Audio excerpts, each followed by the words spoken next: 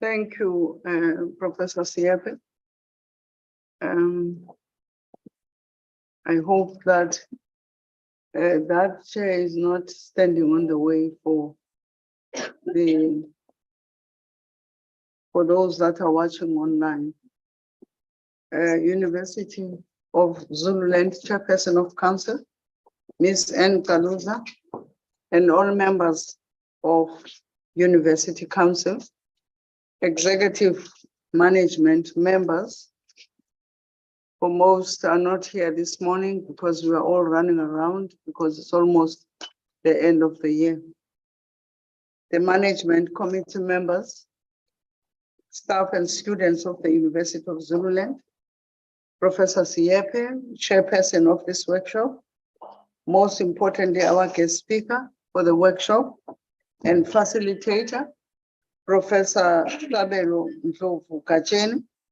And I greet you all and thank you for joining us for this couple of days of deliberating on ideas, as Professor Siepe has already indicated.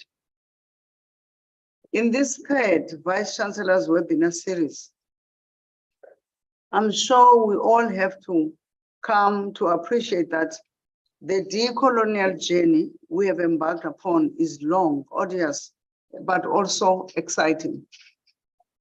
To energize our march and recharge our batteries, there's a need to periodically stop, much like what happens at water points during a marathon, where runners stop and receive water to rehydrate.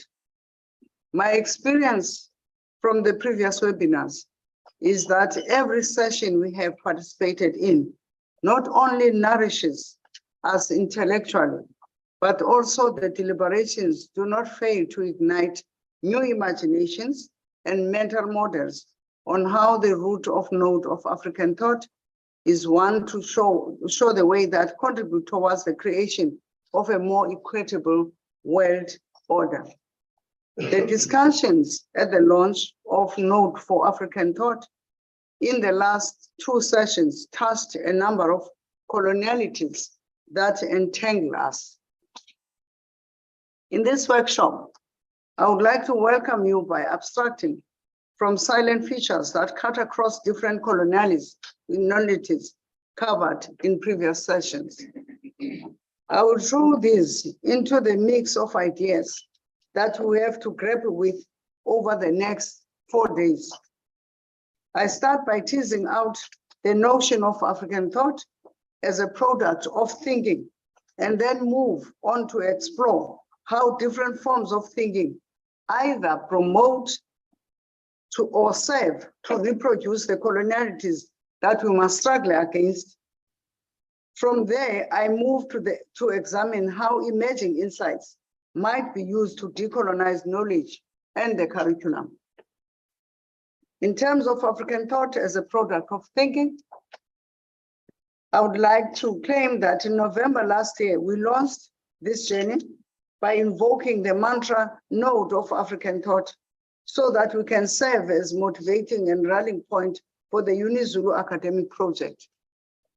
I believe we have now reached a stage where we have amassed enough energy and impetus to implement the vision embedded in the mantra.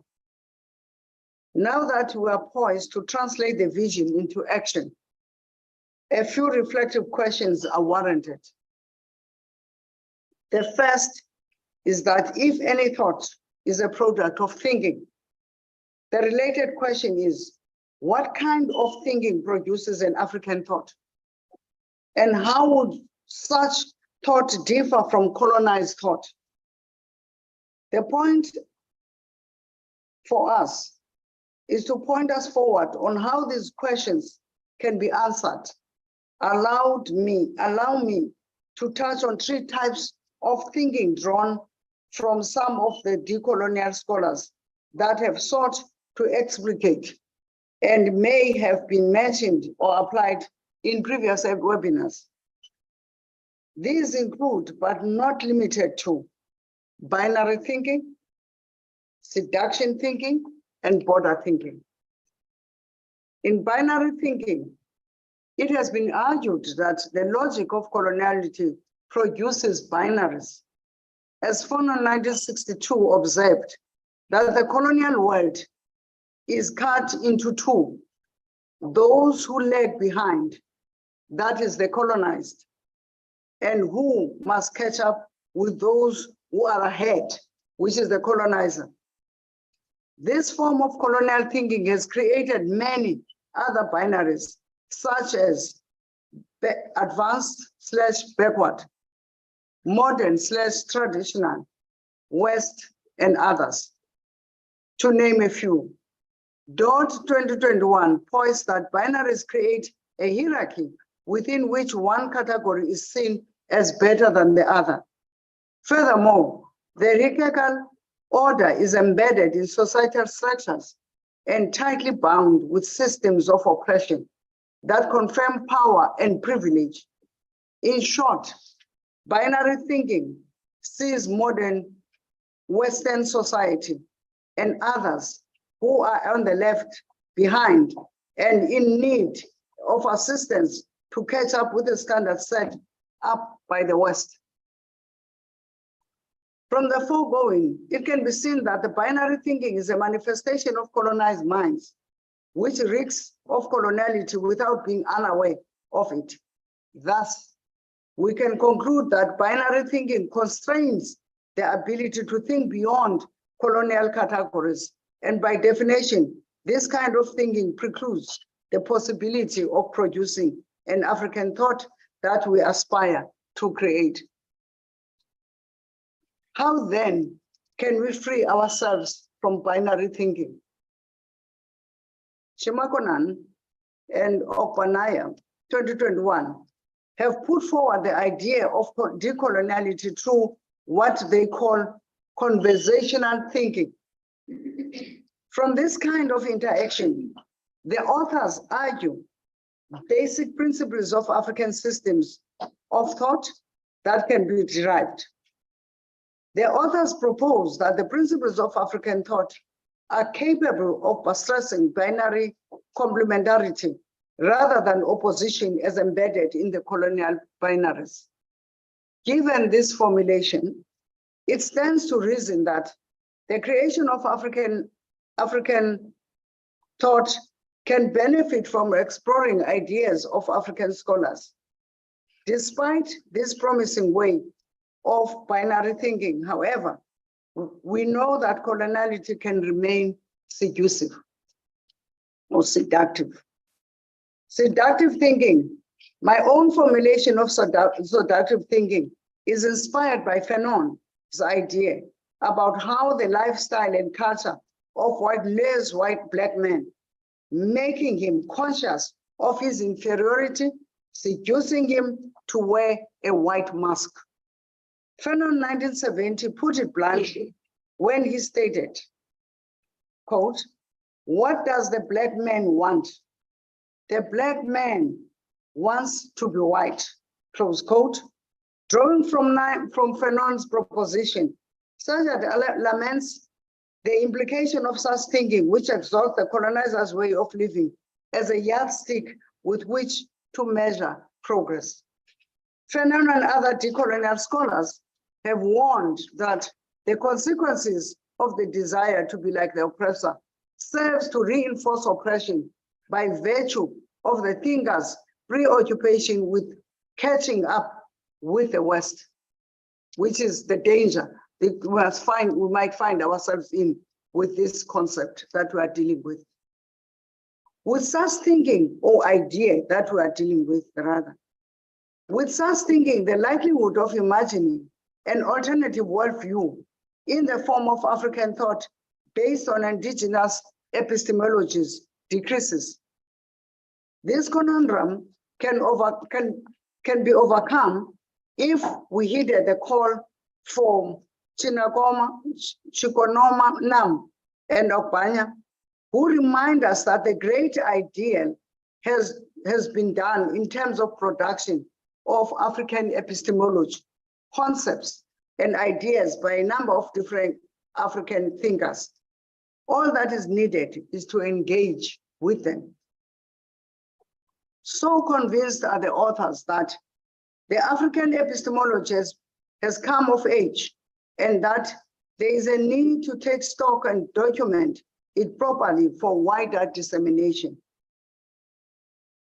Could the authors' scroll be a silver lining for building an African thought orientated towards African epistemology and the production of alternative seduction-proof ontology?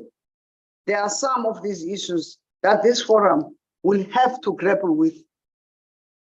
In similar vein, Ndlovu Kacheni 2021 has put together an impressive summary of decolonial African scholarship, which forms a rich repertoire of concepts and ideas that can be used in the struggle for decolonization of thinking.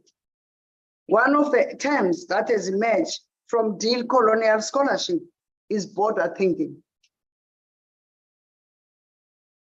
In terms of border thinking, decolonial scholars Mignola, Schultz, Uda have utilized the notion of border thinking and taking it as a tool for transcending the all-encompassing and foundational colonial power. Uda defines border thinking, open quote, a process of epistemic delinking, respectfully challenging the status quo and moving beyond hegemonic dominance of Western epistemological frame and paradigms that silence, inferioritize, and subalternize non-Western voices, knowledge, and language. From close quote. From this quotation, it can be seen that border thinking is a form of decolonial thinking that can be deployed to practice epistemic disobedience. Sajay 2023 postulates the epistemic disobedience in a liberating stance that promotes the desire breaking free from the system that oppresses us. He claims that by controlling knowledge and ways of knowing, and modern colonial system controls the mind, the language, the imagination, and the worldview of the oppressed. Hence, the need to break free from and disobey. It is shifting and crossing epistemic boundaries, which are manifested in, among other things, disciplinary borders. Sajay, however, warns that in practicing disobedience, we can guard against employing the knowledge, categories, language, and systems of the colonial world, as that would ensure that one remains trapped in that treacherous world.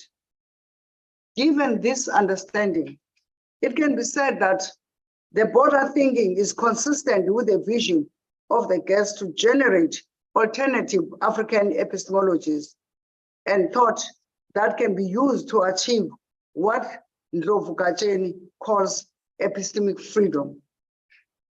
Once we are epistemically free, we enhance the chances of designing the kinds of curricula that serves our needs rather than what the colonizers. Towards decolonized university curricula, Program Director, Professor Siepe, I'm excited to see that this workshop, there will be opportunities to apply our minds on issues of decolonization of scholarship and the curriculum, both of which are intertwined with the ways we think as we have applied above.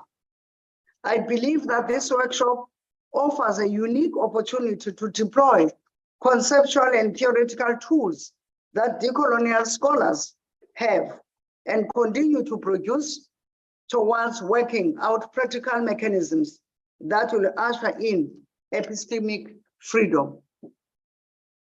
To stimulate our creative juices at this workshop, allow me at a high level to articulate two overlapping innovative ideas that may suggest how we proceed in the decolonial journey that lies ahead.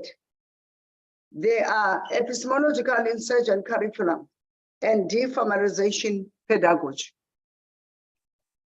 Crafting an epistemological insurgent curriculum. From the discussion that we've had up to this point, we can conclude that the heart of the decolonization project is the quest for epistemic freedom. Indeed, I see epistemic freedom in the sine qua non for the decolonization of the curriculum. Drawing on the growing body of decolonial scholars, Bailon and Liversoy, 2019, proposed that they call the epistemologically insurgent curriculum. They add a disclaimer that such a curriculum does not necessarily seek to abandon all Western knowledge, but rather to challenge and disrupt the Western singular canon of knowledge in the curriculum, rejecting it as a kind of epistemological finish line. To build an epistemologically insurgent curriculum, the authors argue that it is necessary to deconstruct the epistemological foundations underlying current curricula. By implication, it entails ongoing beyond the colonially assigned disciplinary boundaries, binary thinking, as well as built-in, which is within the curriculum, images of seduction that undermine the humanity of the colonized. In other words, an epistemological insurgent curriculum would teach that there is not only one way of thinking, but there are also numerous other equally valid alternatives. This, ladies and gentlemen, the task to build such curriculum, therefore, is before us, especially given that in the current years in South Africa, the hashtag Fees Must Fall and Roads Must Fall campaigns already called for this. So we are firmly in the age of curriculum decolonization. In addition, we also have to figure out what kind of pedagogies are consistent with promoting and sustaining an epistemologically insurgent curriculum. Some ideas have emerged from some decolonial scholars, which I shall now briefly touch on. Decolonization pedagogy. As Wahid and Hibbert, investigating the darker side of coloniality in South African education, they deployed the notion of deformalization as a pedagogy that can be used to uncover the invisibility, and that enables students across epistemological borders. The author states that given the call to decolonize South African higher education, there is a need to cultivate a decolonized space, open quote, in which localized cultural and social recollections are expressed and embedded within a non-Western epistemologies, close quote. The authors argue for the use of deformalization as a transformative pedagogy that disrupts epistemic privilege. Just getting out of my paper, I think it would make sense for teaching and learning to really invite our colleagues from University of Stellenbosch, Wahid and Hibbert, to come and unpack this concept. Gray in 2022 have conceptualized deformalization as a technique that reveals new modes of interpretation of common phenomena, encouraging students and researchers to make strange their mundane realities and providing opportunities to envisage new alternative ways of being.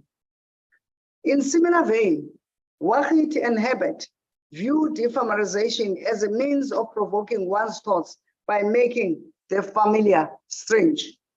They argue that in a deformalization encounter, students and educators look beyond the familiar dominant narratives. They do this through critical reflection and deconstruction of taken for granted perspectives. Further, it is argued that deformalization promotes border thinking, enables students and educators to cross the abstract lines that obscure the rich knowledge that exists in the context in which they live. Such crossing enhances the relevance of the curriculum and promotes the learning experience that are not alienating. In their study, Wahid and Herbert found the approach to be effective and powerful transformative pedagogy. In conclusion, I would like to reveal this morning as a welcome to you. I cannot resist to implore all of us during the 4 days of deliberations to immerse ourselves deeply into the progressive discourses and praxis of decolonial journey that we are on, using the beacon of the African Node for African thought as a platform which to cultivate forms of decolonial thinking. This workshop should be seen as one of the significant milestones in our march towards epistemic freedom. For UniZulu to sustain the momentum, however, we must endeavor to translate our engagement into curricula and pedagogical practices. Chairperson, I would like to thank you for offering me this opportunity. And I would also like to acknowledge our guest this morning, Professor Gacheni Ndlovu. And I want to thank you for listening.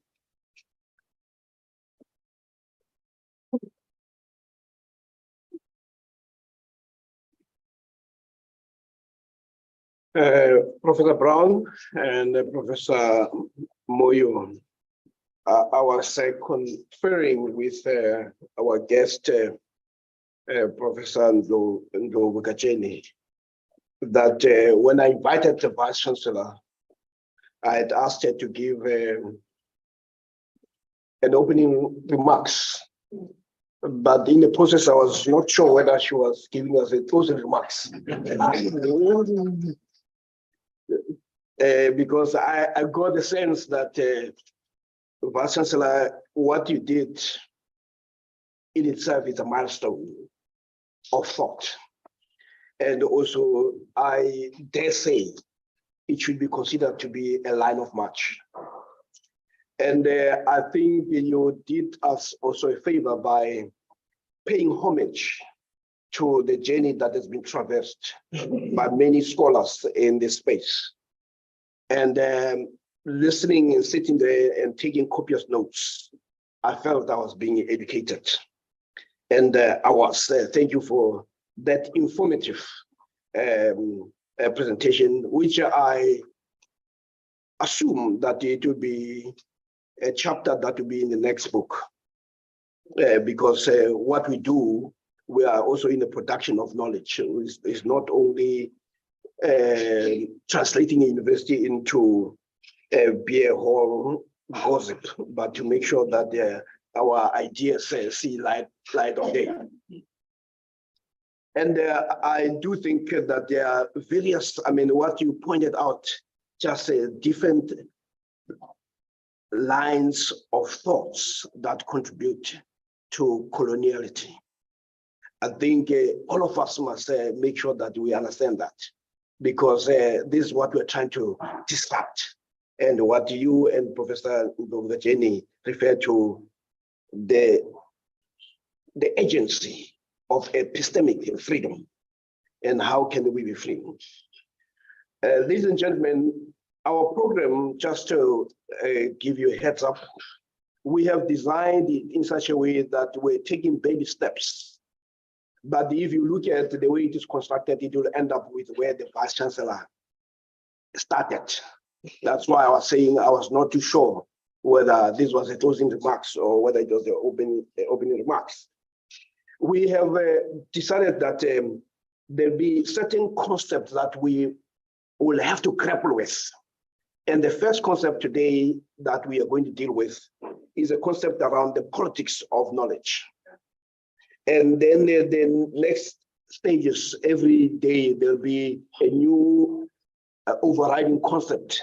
But there's a version that says this is not simply about having a nice discussion. It's also about how will this impact on the curriculum. I'm pleased to say we found the right person to take us through this.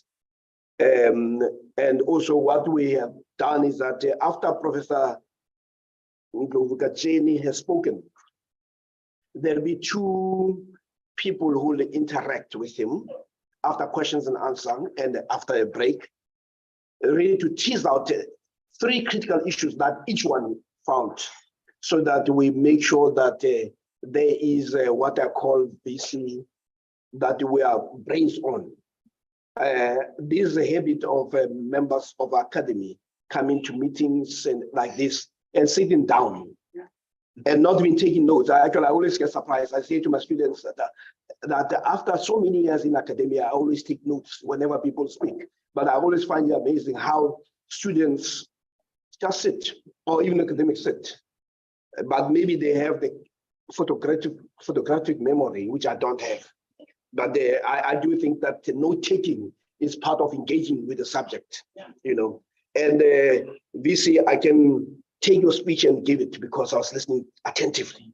And I take that as a line of march, you know. Now, Professor Kacheni, who has graced us with his presence and traveled all the way from Germany, is the chair of epistemology of the Global South, the Faculty of Humanities and Social Sciences, and is also Vice Dean Research, Africa Multiple Cluster of Excellence. And he is among, and the university he comes from is called the University of Bayreuth. And among other affiliations and association, he is also a professor extraordinaire from the University of the Free State, the Center for Gender and African Studies. He's also an honorary professor from the University of Natal, and also a visiting research fellow, Johannesburg Institute for Advanced Study, University of Johannesburg, I've mentioned that.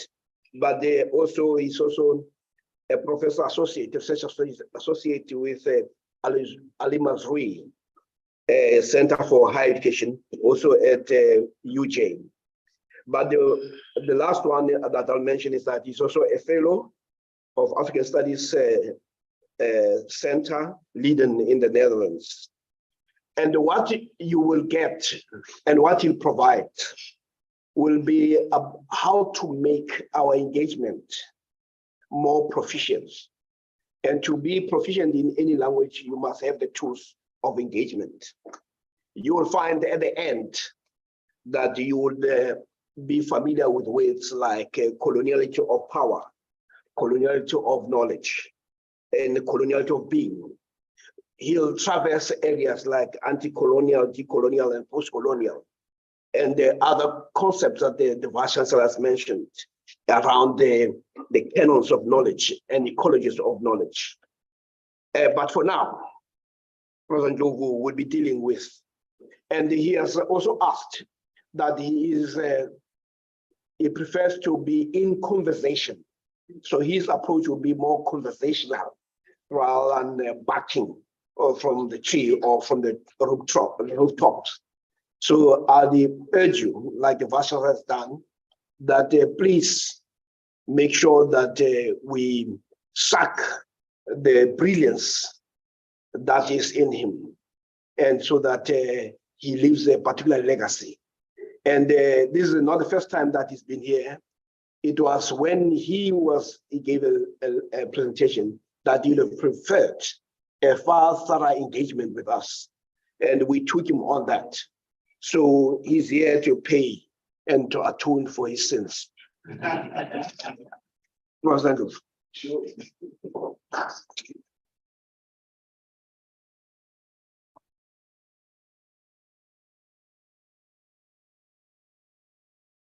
Sounds strange to come and stand in this corner. Good morning.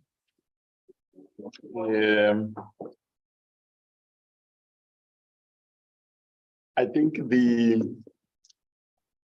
I do the protocols. I recognize the Vice Chancellor of the university, the members of the University Council here present, the members of Senate here present, the top management of the university here present, the deans, the directors of schools, the heads of department, and the fellow academics. It actually gives me great pleasure to be physically here. You know, since the age of the COVID-19, we've developed a very, for some of us who are introverts, the habit of hiding behind the virtual space.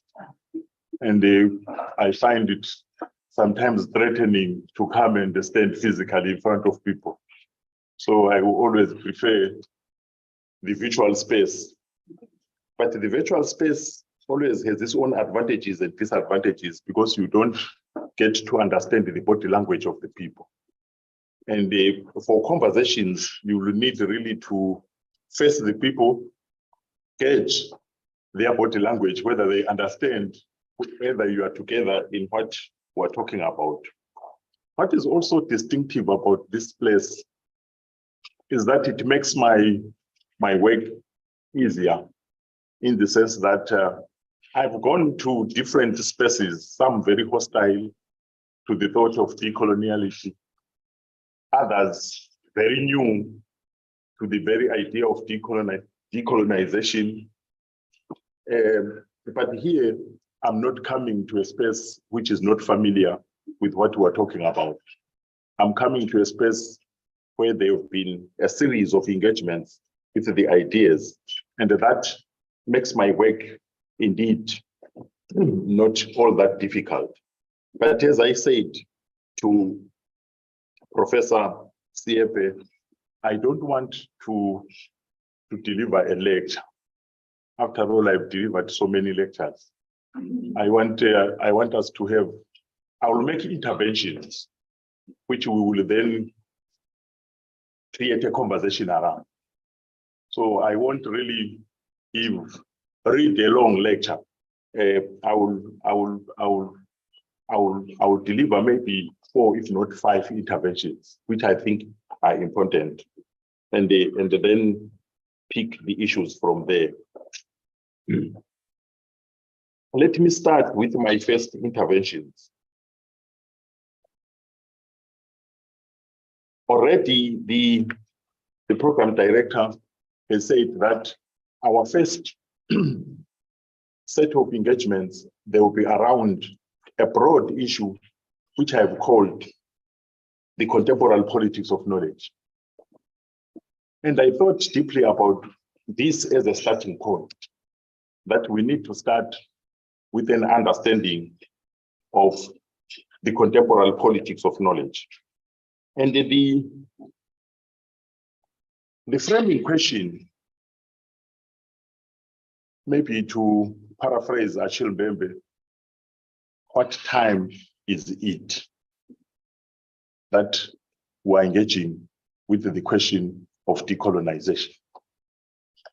What time is it that we are engaging with the question of decolonization? That sounds like a very simple question, but it is a question which we need really to think about very deeply. What time is it, to me, invokes a number of things. The first issue, are we sure that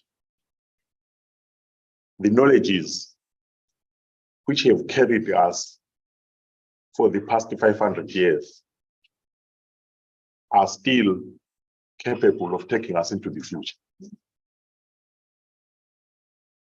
Are we all satisfied that the knowledges which has carried us up to today are capable of taking us into the future?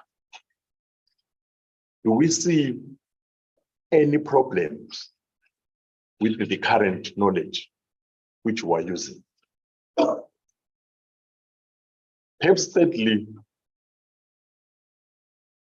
like me and the others, do you see that the knowledge which carried us up to today is exhausted?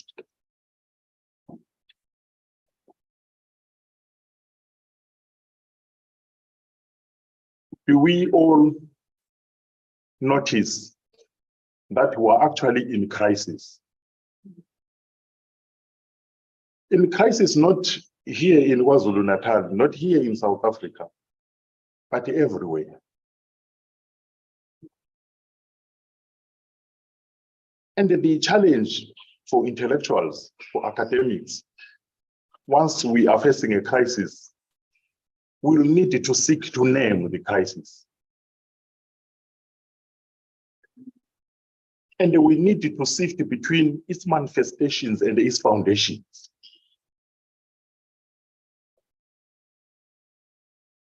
It might appear at the surface as the energy crisis.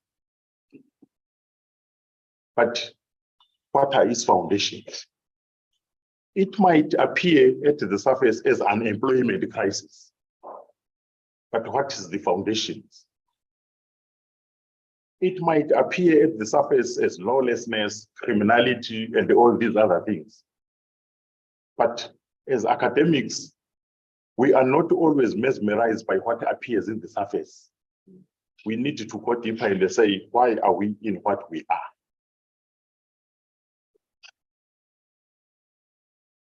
And what I've just mentioned is the manifestations of the crisis.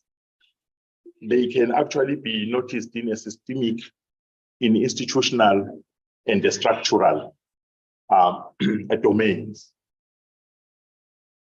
And if indeed it is located there, what then is the role of knowledge in this?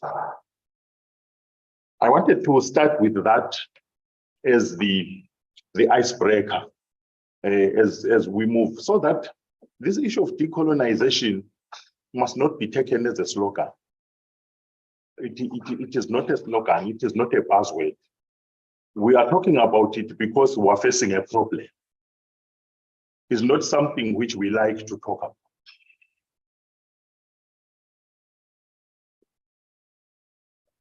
And my submission will that we need to search whether what appears in the surface as a crisis, as an energy crisis, as an employment crisis, and all these various crises, perhaps is rooted in an epistemic crisis. That is what I want us to begin to think about. That perhaps it is the exhaustion of the knowledge base, which actually makes us not be able to even detect when problems are coming. Does that make sense? For instance, I want to be as practical as possible. Between 2008 and 2009, we faced a major crisis in the world, known as the global financial crisis. It took us by surprise. But with economists,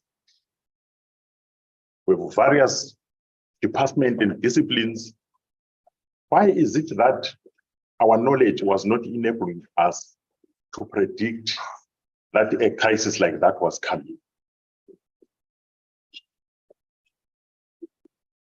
Fast forward, 2019, 2020, 2021, another crisis hit us, the pandemic, the COVID-19. Scientists are there, but is there anybody who predicted it coming? Why are we failing to predict these problems coming? And I'm raising this because when we shifted from using religion to predict the world, to interpret the world, when we promised the world that we need to shift from religion to secularism, our idea was that using science, using rationality, we will be able to detect all those things which actually block human flourishing. Are we still standing on that promise? Or the knowledge, the science which we promised is no longer fit for purpose? And this is, I'm pitching this really at a planetary scale, that this is the fundamental question which haunts us, whether you are in Germany, whether we are in University of Zululand, whether we are in England. There is this question, these existential challenges, which makes us to rethink the knowledges which we use. So get it very clear, the decolonial project is not a nationalist project. It's not something which we just talk about in order to make us feel good. We are actually talking about it in search for answer to problems which haunt us, existential threats, threats to life. If you agree with me on that, then we move on to a set of other issues which are very pertinent for us today. The theory of knowledge. What has been the theory of knowledge which we have been using? And how useful has that been so far? Do we need another theory of knowledge? And that will be clear as I move on.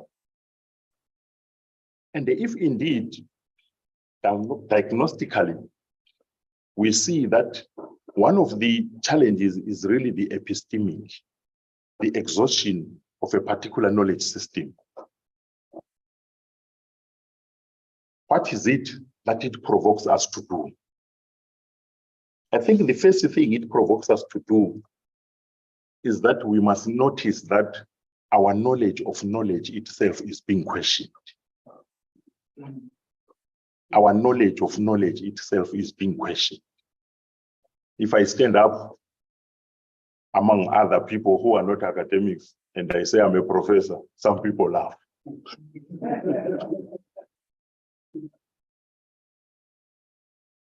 Professor, there is no water here, there is no electricity here, there is no this. So what professor are we talking about? So our knowledge of knowledge itself is being questioned, is being challenged by society. That don't tell us that we are professor when we have all these problems. So we need really to own up to that question of questioning of the knowledge which we profess to have. And this takes us to maybe a third challenge which we need to open up. We still continue to think, there is no doubt. We still continue to think, which is normal. I think we need to escalate to rethinking thinking. To make sure that we question the thinking which we are using. To rethink thinking itself. Maybe the thinking which we still think we are using is very conservative at the moment, or has been overtaken by events, if I can put it as simple as that. But others are saying to rethink thinking is also not extraordinary. It is very normal.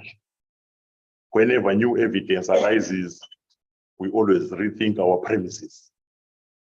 In politics, in every way, in every discipline, we normally rethink our premises as long as we gather new evidence. So it means rethinking thinking is not revolutionary at all. And this takes us to the fourth issue, that beside rethinking thinking, we need to unthink some of the issues. We need to unthink some of the issues.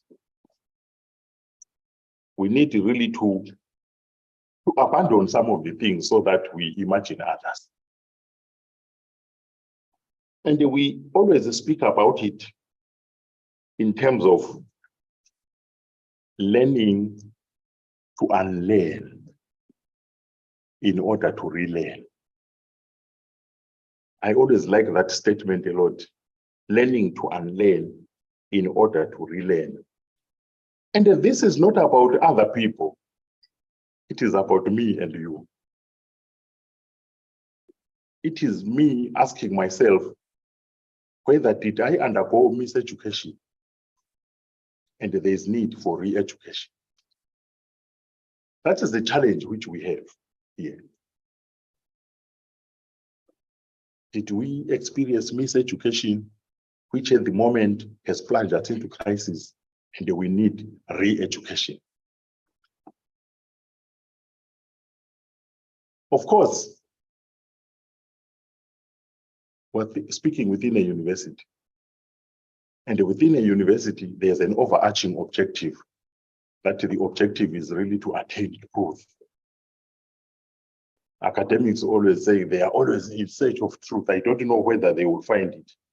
But ever since the universities were set up, search for truth. But at the moment, I'm not sure about here. I've been in different education systems. Of course, like most of you here, I was produced within the Anglophone type, Anglophone type of education. Then I'm now within the German education system. And the debates which we're having there, which might be even relevant here, because what UNIZUL is trying to do here, we're also trying to do something there. There, our project is the Africa Multiple Cluster of Excellence. And in that Africa Cluster of Excellence, the overarching objective is to reconfigure African studies. In other words, it's Europeans, Germans doing African studies. Getting in, gathering the data, going back, process it, and perhaps producing theories which we then consume on the continent. And there is a general consensus emerging that that is not the right way of doing things. The right way of doing things.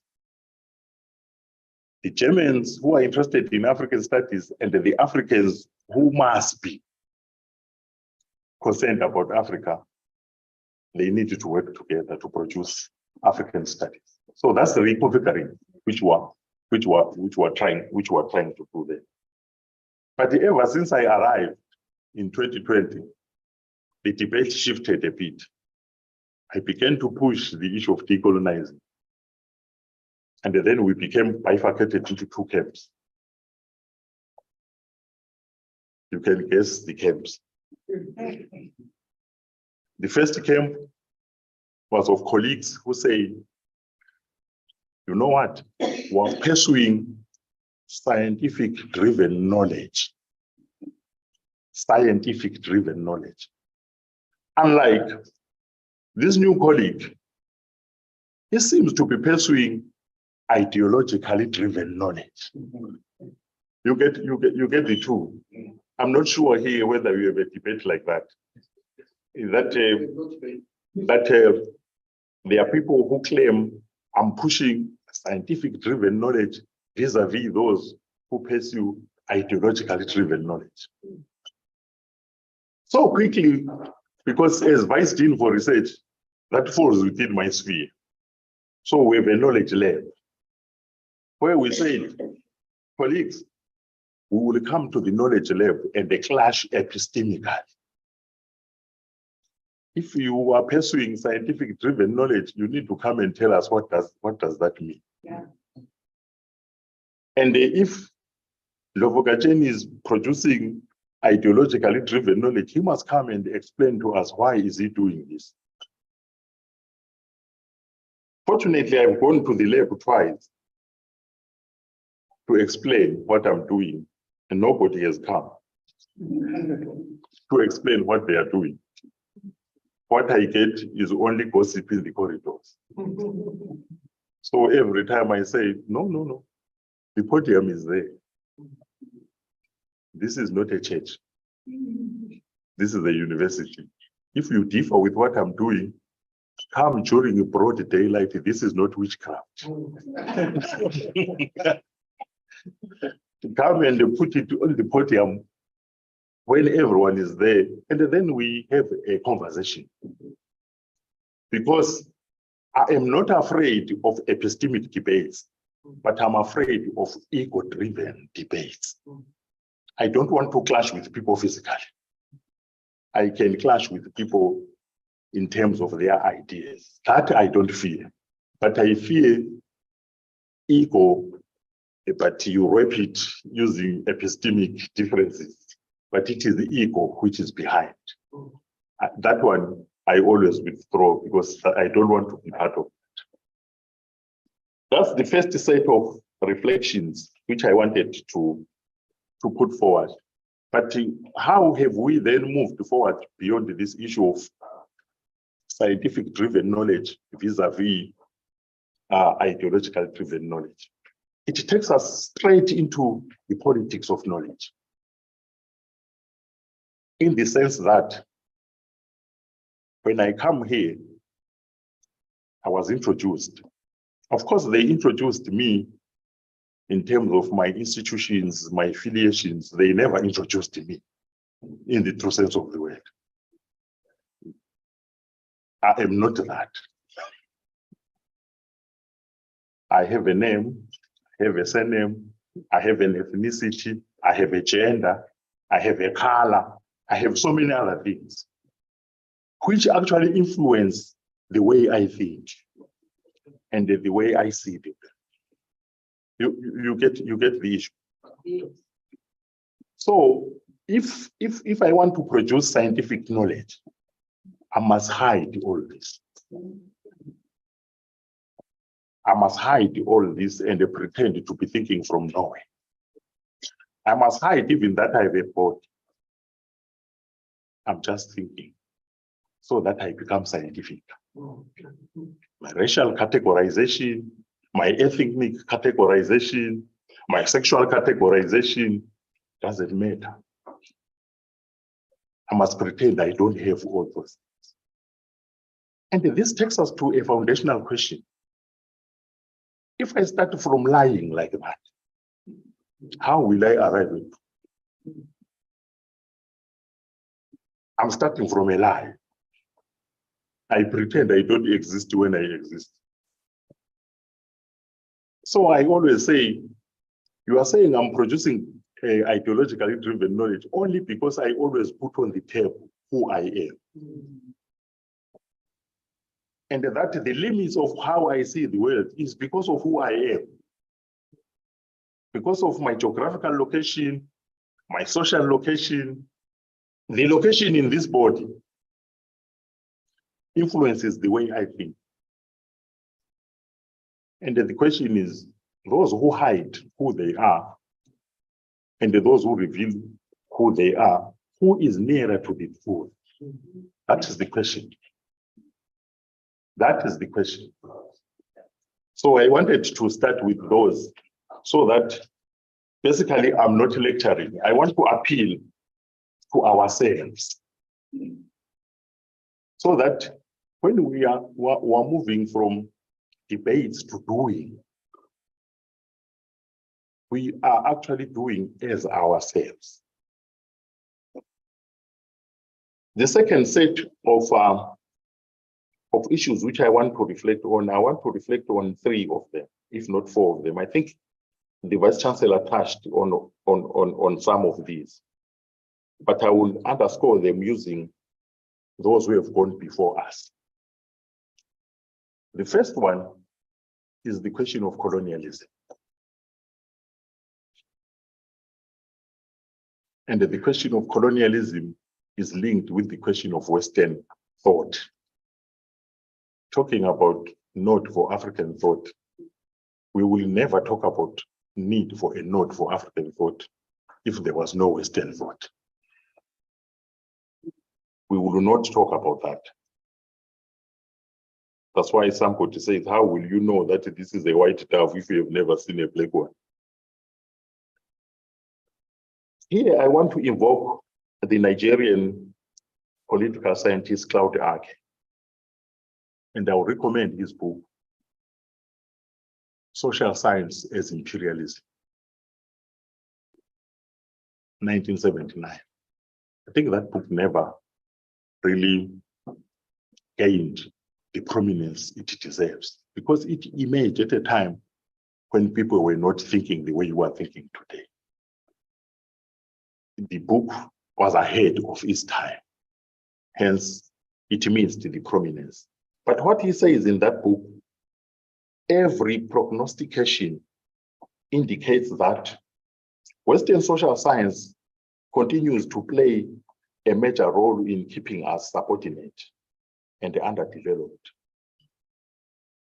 It continues to inhibit our understanding of the problems of our world and to feed us noxious values and the false hopes, to make us pursue policies which undermine our competitive strength and they guarantee our permanent underdevelopment and dependence. I thought that really summarizes what is the problem. But there is also a second layer. This problem, as I said at the beginning, is now playing itself at a planetary scale. And the person or the scholar who takes us to that is none other than Immanuel Wallerstein. And the book is entitled The Uncertainties of Knowledge. So the crises which affect us today, they are linked with the uncertainties of our knowledges. Our knowledges are no longer as certain as they used to be. And I jumped as another anecdotal evidence which was going to be useful here. By the time the global financial crisis broke out, I was teaching at the Open University in Milton Keynes in the United Kingdom. That was 2008, 2009. And when the crisis broke out, the monarch was still alive, the previous monarch, not the current one. The mother of this one was still alive. And what she did is when the crisis broke out, she called for an event at the London School of Economics. And the economists went there. And the monarch asked why they did not see the crisis coming. Obviously, academics were very good in defending ourselves. So they began to raise up hands, wanting to answer. And she says, no, we put a lot of money into the higher education. And because of that, let's not take this lightly. I want a written report, a written response to this. I followed the debate. By 2009, I think 10, if not 15 economists, including some from Australia, they responded. And their response was very interesting because they didn't defend themselves. They accused the discipline. They said the discipline of economics is no longer able to help us predict. It has undergone mathematization. It is now calculations, complicated calculations. There is no philosophy. It is no longer interdisciplinary. Hence, it is not enabling us to see into the future. And I want to think about your disciplines today. Think about the disciplines where you come from, whether they are still able to help us understand the problems of today. But Wallerstein, I'm invoking him here because he says, I believe we live in a very exciting moment in the world of knowledge, precisely because we're living in a systemic crisis. That is forcing us to reopen the basic epistemological questions and look to the structural reorganization of the world of knowledge.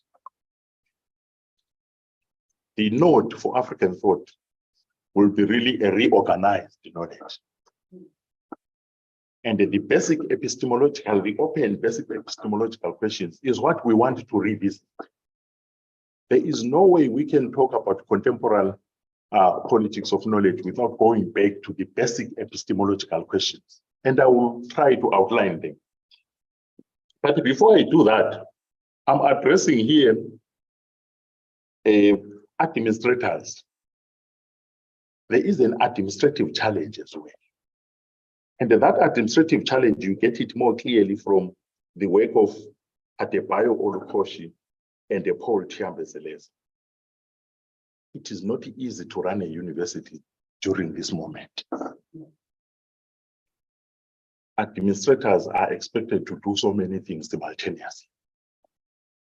And the Zeleza and the Olukoshi, they outline the problems this way. That Professor VC, you have to balance these things, and they try to tell us which things need to be balanced. So they say, how to balance autonomy and viability, expansion and excellence, equity and efficiency, access and quality, authority and accountability, representation and responsibility, diversification and differentiation, internationalization and indigenization, global presence and the local anchorage, academic freedom and the professional ethics, privatization and the public purpose, teaching and the research, community service and the consultancy, diversity and the uniformity, the preservation of local knowledge systems and the adoption of global knowledge systems, knowledge production and the knowledge dissemination. The chair was saying it here that we need to publish what we are talking about. That is the balance between our talks here and their dissemination. The knowledge economy and the knowledge society. Throughout, we need to balance this. And this is not new. When Julius Nyerere became the first Black Chancellor of the University of East Africa in 1963, his first address was to talk about challenge between international standard and the local imperatives. International standards and local imperatives. And up to today, we still have not gotten it right. How to balance so-called international standards, protocols of excellence, and our local imperatives. And I thought this also will provoke us when we go into the debates. So this was my second set of reflections. My third set of reflections relates to why do we privilege knowledge?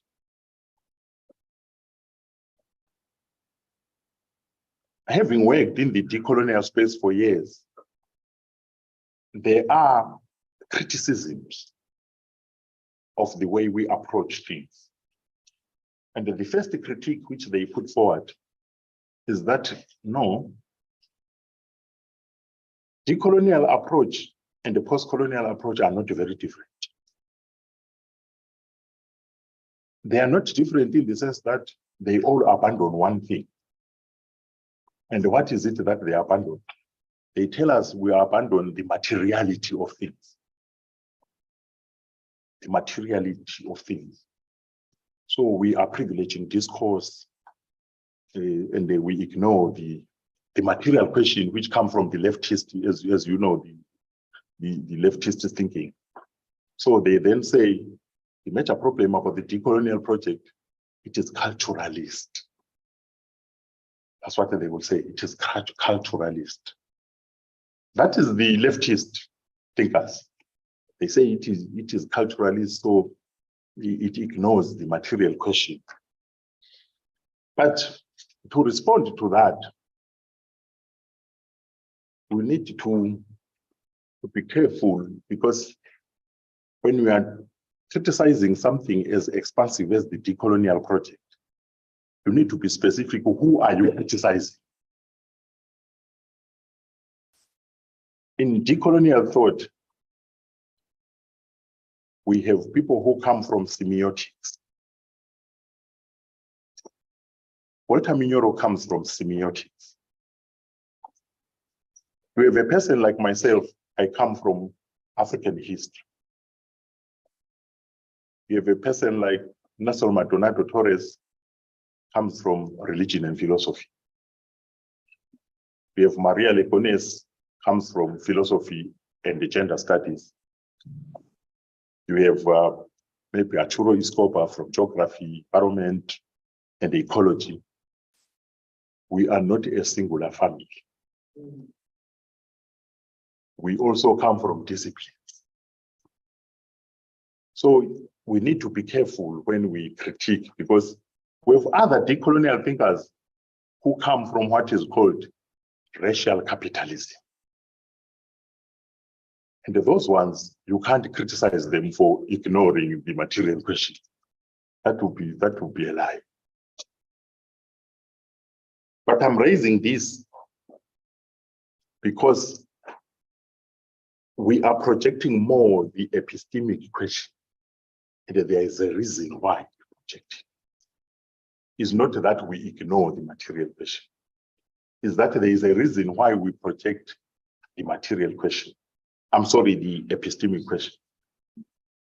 Personally, when I actually come from African nationalist school,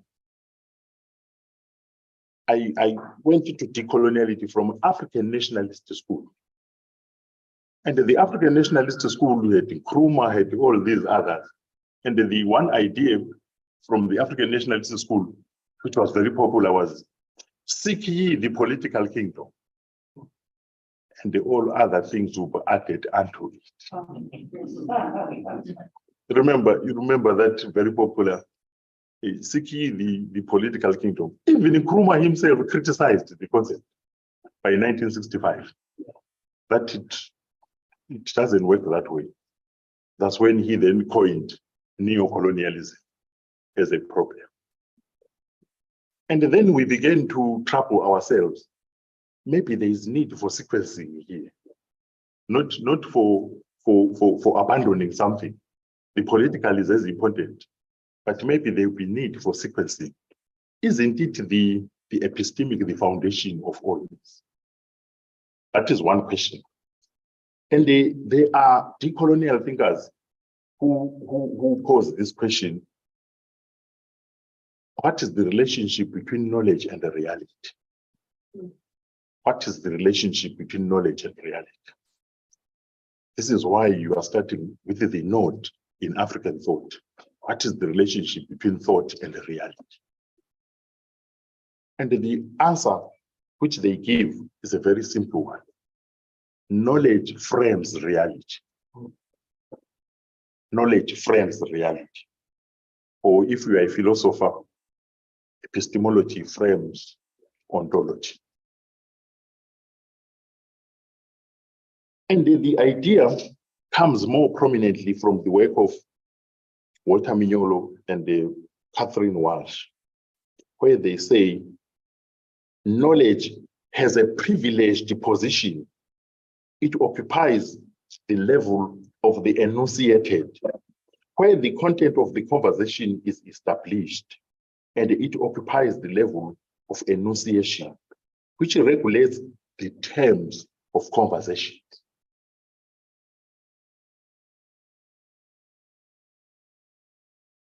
I remember when I went for the interviews for the job which I occupy in Germany, I was supposed to do a public lecture.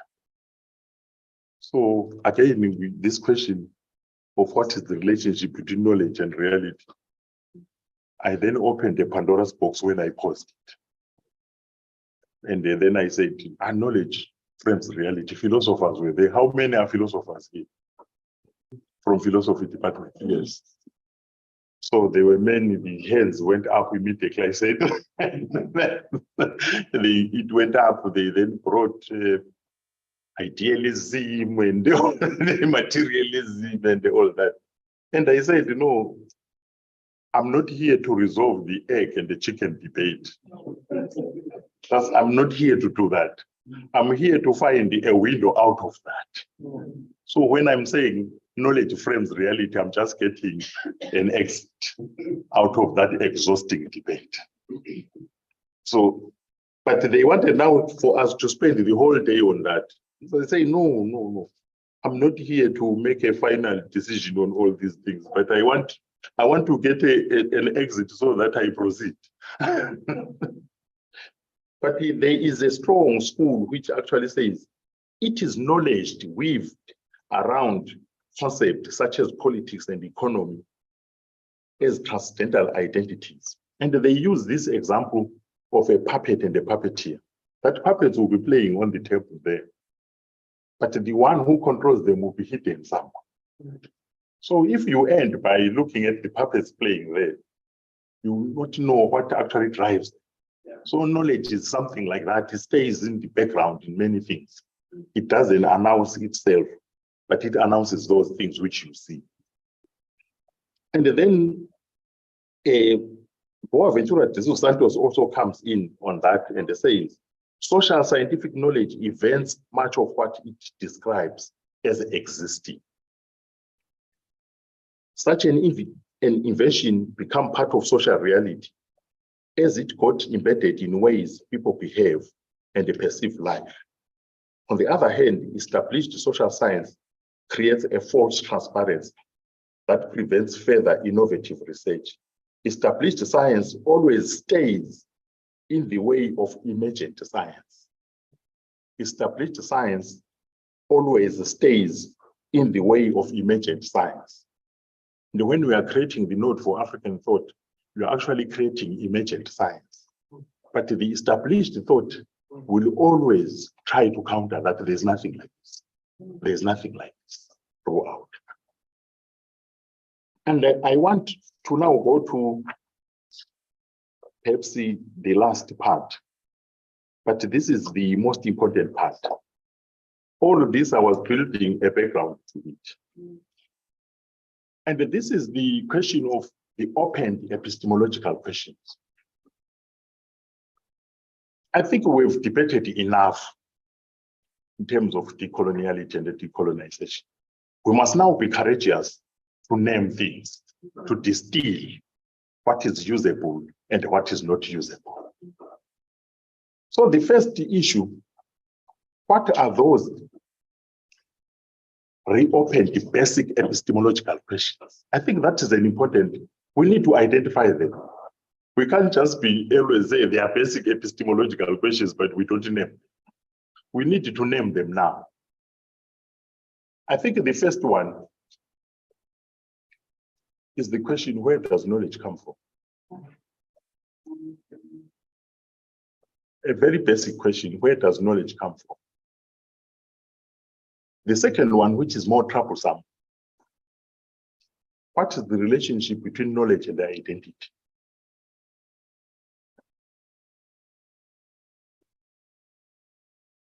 And the third one, already when we say node for African thought, then somebody say node for Asian thought, then somebody say node for European thought, then somebody say node for Caribbean thought.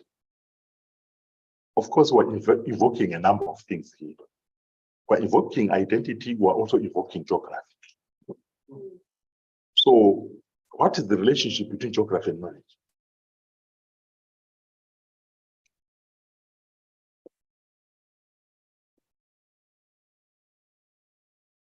I started by saying, when they introduced me, I didn't feel like I was introduced.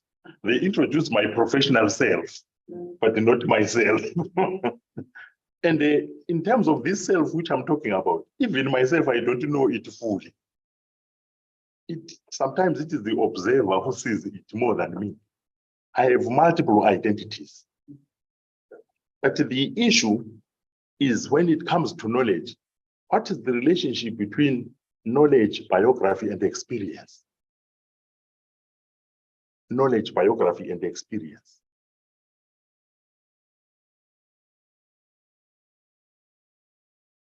And maybe the other question is a well-known one, the link between knowledge and the ideology. And perhaps we need to add a new one. Is now the knowledge and technology. Knowledge and technologies. That is emerging nowadays. We're using more technologies. What is the link there? Now we have technologies which think better than people. So we'll need really to think also what does this do to the knowledge which we espouse. And having put this question down, we need also to then travel again. How have they been interpreted before? These 5 or 6 questions, how were they interpreted? If you start with the first one, where does knowledge come from? What has been the general convention? Where does it come from? And when you are saying, where does it come from? You need also to think about yourself. When you entered the school, where did you think the knowledge come from? When you came to whether primary school or secondary school or university, where did you think knowledge come from? And you must be honest to yourself. Where did you think knowledge comes from? And I don't want to answer that for you. You know, you know, where did you think knowledge comes from? And do you still believe that?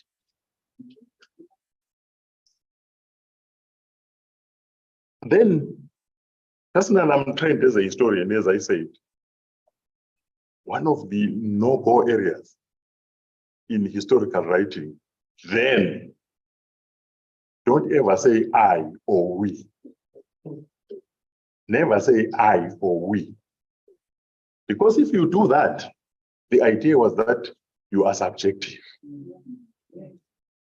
So hide the I, hide the we, in order to attain being objective and being scientific. Are we still capable of doing that? Is it still necessary?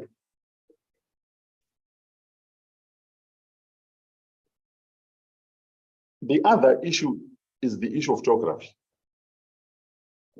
The previous dominant conventional knowledge is that for knowledge to be valid, relevant, it must actually be relevant across space and time. It must be valid across space and time, whether you thought it from the coast and you've never been to the interior, and your knowledge is about the coastal area, and you think the world is made of coasts. But that knowledge must be valid for everyone.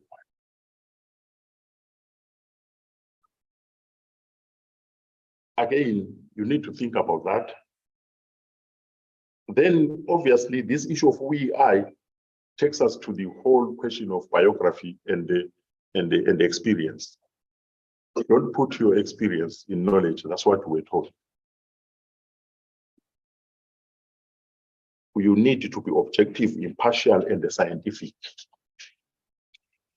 Obviously, what was considered very quickly was the idea of ideology. Even Michel Foucault wrote Knowledge, Power, and Dynamic. There is a politics of knowledge. So that one is not new. But what I want to then anchor, having now seen that this is the way the conventional thought was about the response to these questions. What is the response to these questions from a post-colonial and a decolonial thinking? That is where we need to put a lot of thinking. Obviously, I've given you one take that if you go to Mignolo, you go to Catherine Walsh, you go to others, they will say, no, it's very easy. Knowledge frames reality. When it goes to question number one, where does knowledge come from? They'll say, no, but knowledge is primary. It frames reality. How will you know that this is society, this is politics? You need a particular knowledge to know that. There is no consensus on that yet, but that is one way of thinking about it. But then on the second one, the one on identity and knowledge, in post-colonial and decolonial thinking, you'll find that there are emergent concepts like eco-politics of knowledge, body politics of knowledge, locus of enunciation, standpoint. So there are these ways of saying, let's not hide these things. They are problematic. But when I write a book, I don't put my identity in a wardrobe. I don't put my gender in a wardrobe. I write while all of them, they're influencing me to do what I'm doing. So really, let's put it on. We're always joking, saying, even those who try to put it in the wardrobe, at the end of the day, they write, this book is written by Samuel J. At the end of the day, they reveal themselves. So let's reveal ourselves that way. I remember one feminist scholar whom we worked with at the University of South Africa. Every time we had a debate, she will always, thinking from this body. He never said thinking from this head. She always said, thinking from this body, this is what I see. So the body, the head, and everything was a locus of enunciation for her. Yeah. Then we have this question of geography. Again, if you go to decolonial thinking, they are not shy to say geopolitics of knowledge.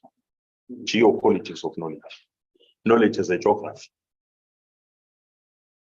And when it comes to biography experience, you will hear them speaking really confidently about biography of knowledge. And that one we need always to explain what is biography of knowledge. And I think you all know that these knowledges which we have biographies. Who discovered what? There is a name of a person who discovered this. There is a name behind a particular theory. There is always this. So there is a biography of knowledge. And we all know the laws of motion. You don't talk about laws of motion without talking about Isaac Newton. That is the biography behind that knowledge. When you talk about Marxism, you put Karl Marx, you put all this. When you talk about canon in sociology, Max Weber, Karl Marx, Durkheim, they are the canon. So there are people. There are people behind these knowledges. And those people, we respect them, we acknowledge them. But the major problem maybe is that we need to expand the shoulders of those giants. We need to expand the shoulders of those giants. There are a number of problems. You can see it in your curriculum. And I will try to make it easier for you to see the problem. If you see that what you listed for reading in any curriculum is a list of dead white men, there is a problem. Doesn't mean that you must not list them, but if they become the only ones. Is it Achille Mbembe who talks about necropolitics? Don't you love the dead too much? And these, when we say dead white men, we're not being insultive to the dead, but we're trying also to come to the idea that they are not even white women. in that biography of knowledge. They are not even brown men, black women. So we need to open that canvas and bring in other thinkers into it, so that the knowledge also needs to be democratic in itself. It can't be knowledge of one geography masquerading as planetary knowledge. And this has always raised a number of problems.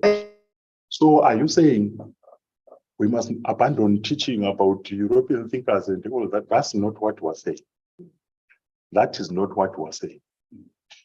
What we're saying is that Europe is a province of the world, is not the world itself. Yeah. And there is no insult in that. Europe is a province of the world, it is not the world itself. But through colonialism, through imperialism, a small province like that moved itself into the center of the world and made its knowledge the knowledge of everyone. So that's why you find concepts like provincializing Europe. Not a destruction of Europe, provincializing, move it so that it accepts to be a province of the world. And then it coexists with the other provinces of the world. And therefore, what we are pushing for is then ecologies of knowledge, European knowledge with other knowledges. Perhaps it actually produces a richer knowledge. Does that make sense?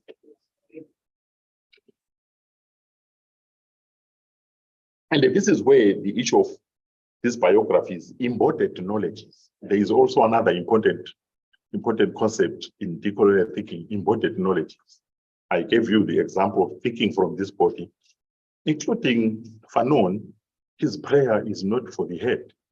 His prayer, oh my body, make me a person who questions. Oh my body. The head is in the body is linked with the head. You can't have the Cartesian idea of decapitating the head and the body. We always think about it together.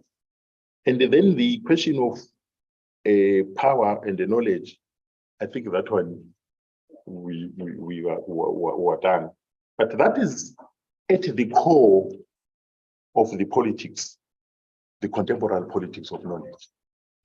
And what I want to underline, these are not new questions. The preoccupied European thinkers long ago, they gave the answers they gave. They tried to say to be objective, let's suppress this and project this, let's suppress this and project this.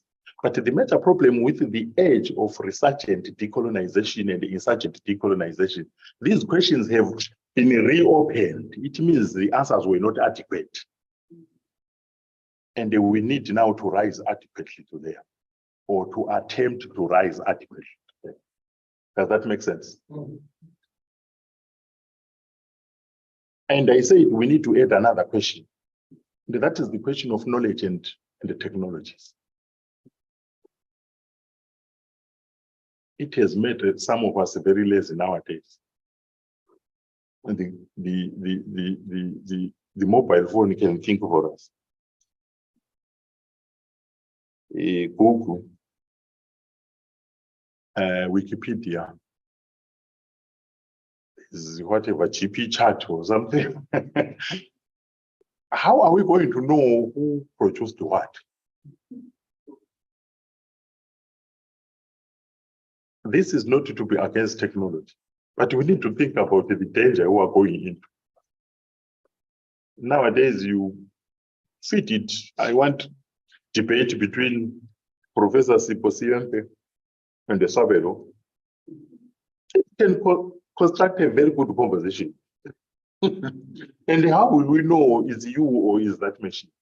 So it's important that we also, as we move on to redefine the university of the future, we think always about the fourth industrial revolution, whether it reproduces colonialities or it gives us a room to decolonize.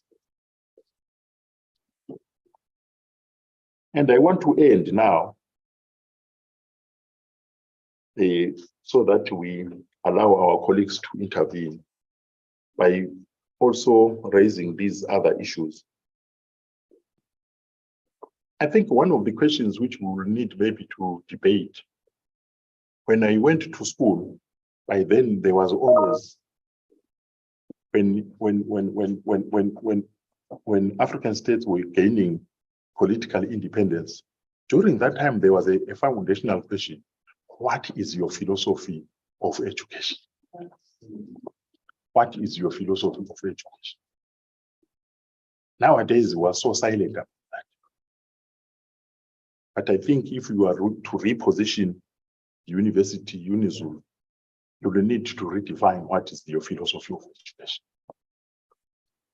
Secondly, when I was raising these basic epistemological questions, they begin to tell us to think deeply what would be our theory of education. What would be our theory of education? So all these things I'm not raising them really in philosophical abstract terms. We need now to bring them to the programming. How are we going to define our philosophy of education? How are we going to define our theory of education? And the second issue, I think I've already alluded to it, is the issue of new literacies. New literacies. With the technologies, I'm even failing to cope myself with the new literacies. When I was preparing this, I don't know what I clicked. Now it had 2 slides, another slide here, another slide there. And I struggled and I struggled. But my 7-year-old daughter just came and said, no, he. So I then realized that I was born before computers. So it's important also to think about, in the node for African thought, new literacies, how are we going to integrate them into it? And then the methodological question. The methodological question, I won't address it directly, but let me refer you to the work of Linda Twice-Smith. And I hope this will actually open a good debate here. And this is what she says. When indigenous people become researchers,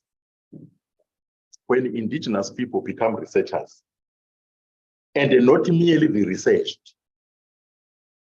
the activity of research is transformed. When indigenous people become researchers, and not merely the researched, the activity of research is transformed. Questions are framed differently. Priorities are ranked differently. Problems are defined differently. And the people participate on different terms. And I want to end with that. Thank you so much.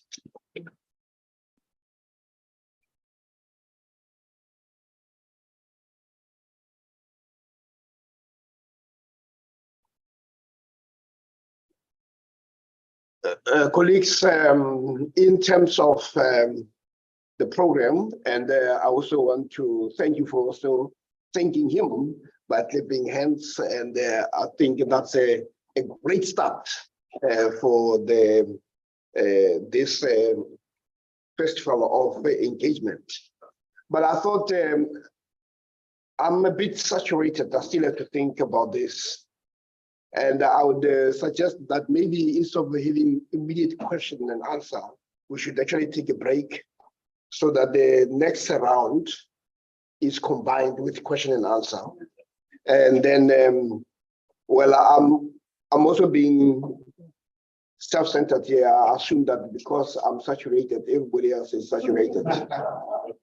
But I just hope you'll forgive me, because the whole notion of making sure that everything sinks in becomes very important, especially if you want to go into a serious dialogue. Yeah. And may I also suggest that our colleagues who are going to be engaging with Professor Sabelo Ndobukajeni should prepare themselves to This is a dialogue, and a dialogue means also saying what are the critical issues that you think needs to be looked at, but also it's also space for problem posing. We're not going to exhaust, but it is really to say, I hear you, but there's this other issue. Oh, but I think this is what I'm going to insert. And in his submission, he also alluded to some things that can be practicalized. So we're moving from the intellectual to the practical, but we'll also move from the practical to the intellectual. Thank you very much for, well, let me thank both the Vice Chancellor and Professor Gajeni for setting the scene. And I think we've had a mouthful. And as I say, I'm sufficiently saturated. We would let you know when we are coming. I think it's what time? 30 minutes. After 30 minutes, then we'll converge here again. Thank you for being a good audience. And those guys who are online, thank you for joining us.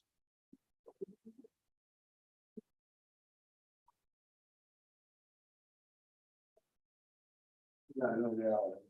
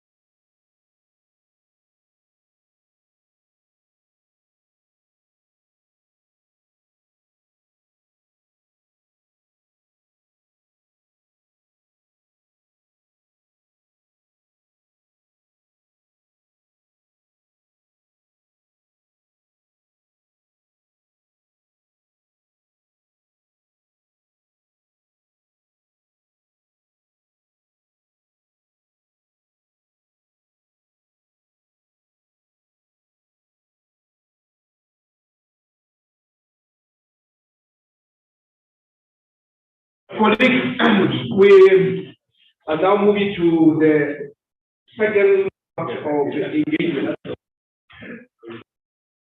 What I've asked, and you'll have enough chance to have questions.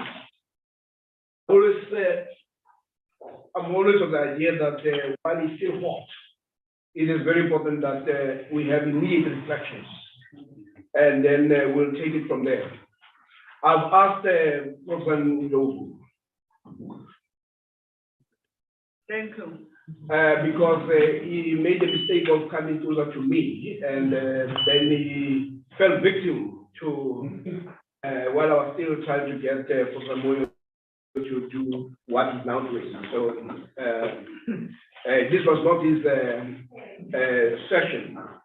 But being a philosopher, I thought it would not be too difficult, and also use the authority invested in me by the Vice Chancellor. I felt it would be easy for me to impose myself on him. I've asked him to provide quick reflections on both what the Vice Chancellor said and also what his brother had also said. And immediately thereafter, I would like Professor Dr. Fume, I mean, it's coming, to follow suit. And then we'll have Professor Brown to also engage. And then after their submission, then we can start having a dialogue. But what it will mean for police is that if there are questions that you have a pressing question that are put immediately, and if there are comments, let's also engage. Without waste of time.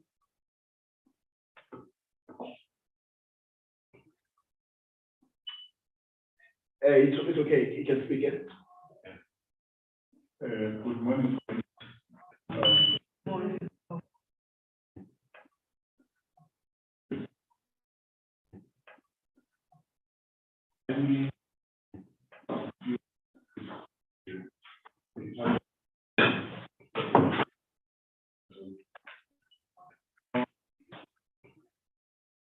One of the issues that arises, especially when you talk about the issues of geopolitics of knowledge, body politics of knowledge, is the question of epistemic location,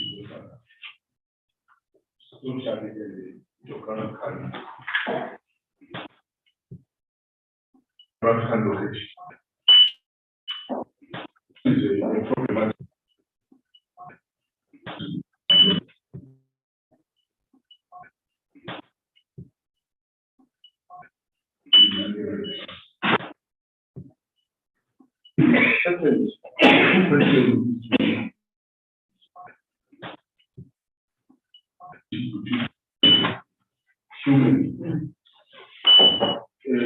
I'm speaking here in relation to epistemic racism,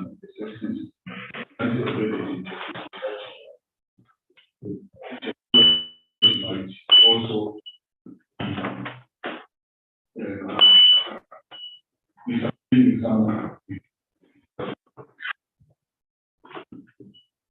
there is something that we talk about privately that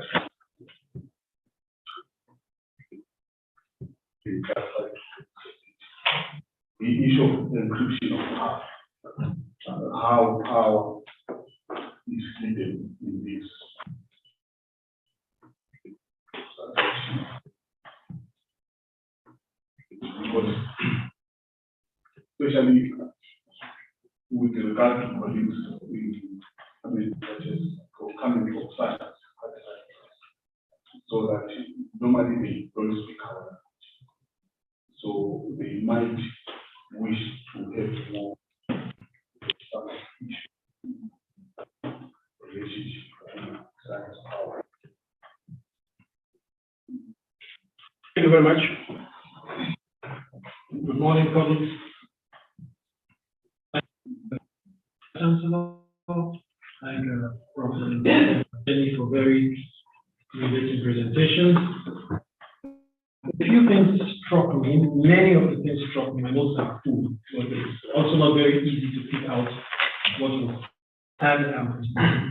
But I did find the Vice Chancellor's opening reflections on thinking and her focus in the beginning on binary thinking as I would say, defining feature of Euromodernist thought systems, the impulse to almost immediately break the entire world into two, with a very obvious hierarchy that evil, good, better, and evil.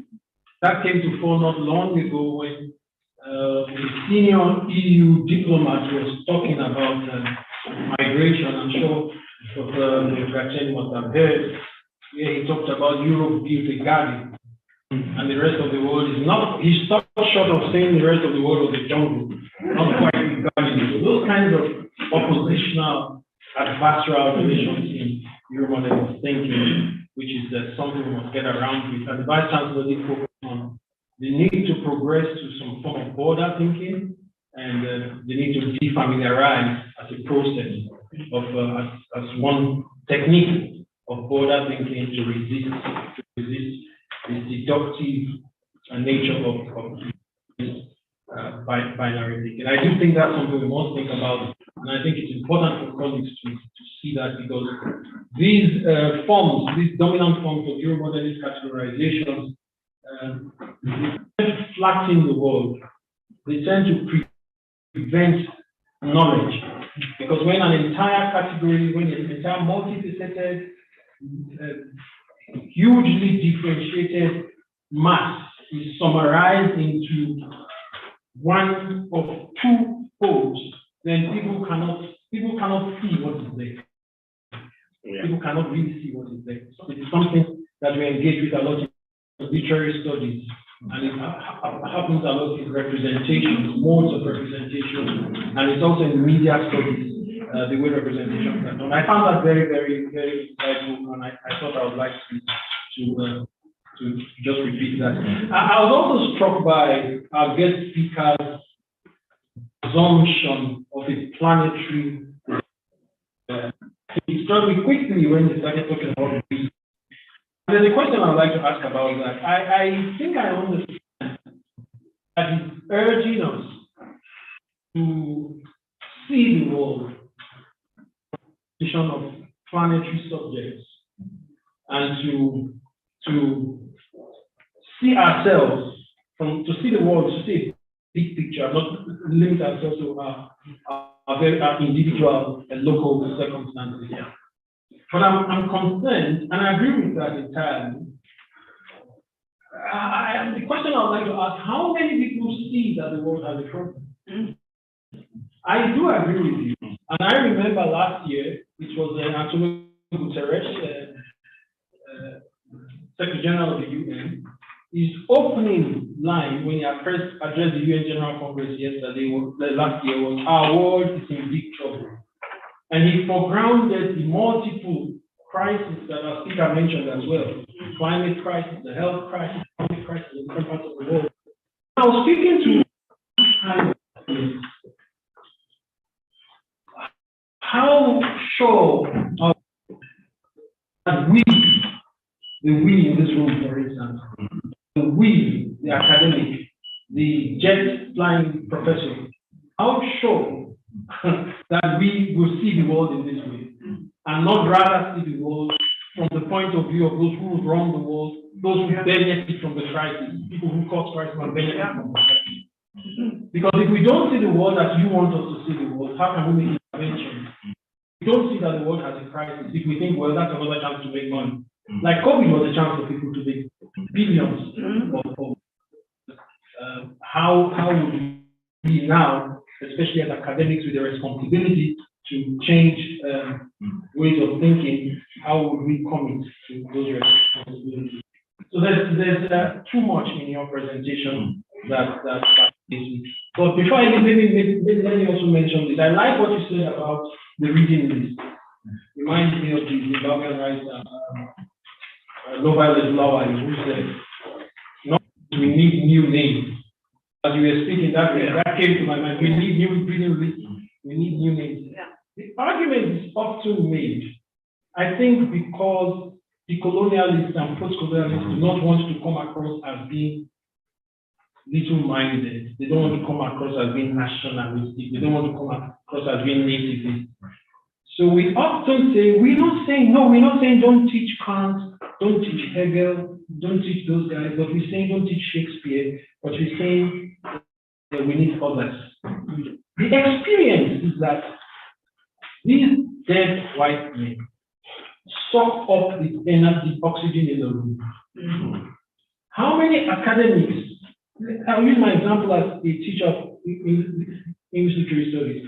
How many academics can teach 1,000 scholars? And you keep them in their reading list and teach them and give them the same space and breadth as they will give to a Weber or a Hegel or a Kant. Yeah. Don't we run the risk that the same things that have happened in the past? Yeah. Because as we said, this is a resurgence. We are not doing something new. Won't they stock up the space in the course? Because they will now tell you, but we have secondary material on. We don't have secondary material on log. We have a lot of secondary material on. This is the person who will teach. So my tendency is always to say, if need be, knock off some of these dead white men off the list. They had their time. I say that I'll end with this. I say that because of when we invoked Claude Aki in 1979, very powerful, very insightful statement. I'm surprised that even today, in 2023, some of us have not seen the light that Claude Aki saw in 1979 when he said that Western social science darkens, obfuscates knowledge, misleads people. Some of these dead white men, that was their purpose. Their ideas, their theories, I think deliberately, or sometimes not deliberately, to darken and to confuse and to misrepresent the world. So in going forward, we must think of the possibility of locking some of those. It's my thought, I don't know. Thank you. Yeah. I see the vice was provoked. I am provoked because I'm wondering then, without locking ourselves within their voices, how do we then know that the knowledge we are producing is literally the knowledge that is taking us forward? That's my question for you, and probably for Prof. to say, if we knock them or lock them away, how do we then liberate ourselves? Liberating ourselves from what? Yeah. Yeah. Professor Brown.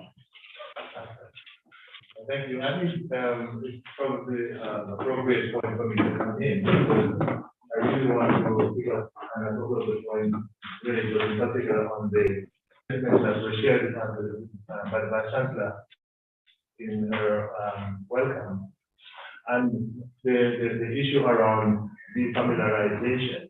I really want to pick up on that and to say that is at the heart of the whole concept of driving colonial. And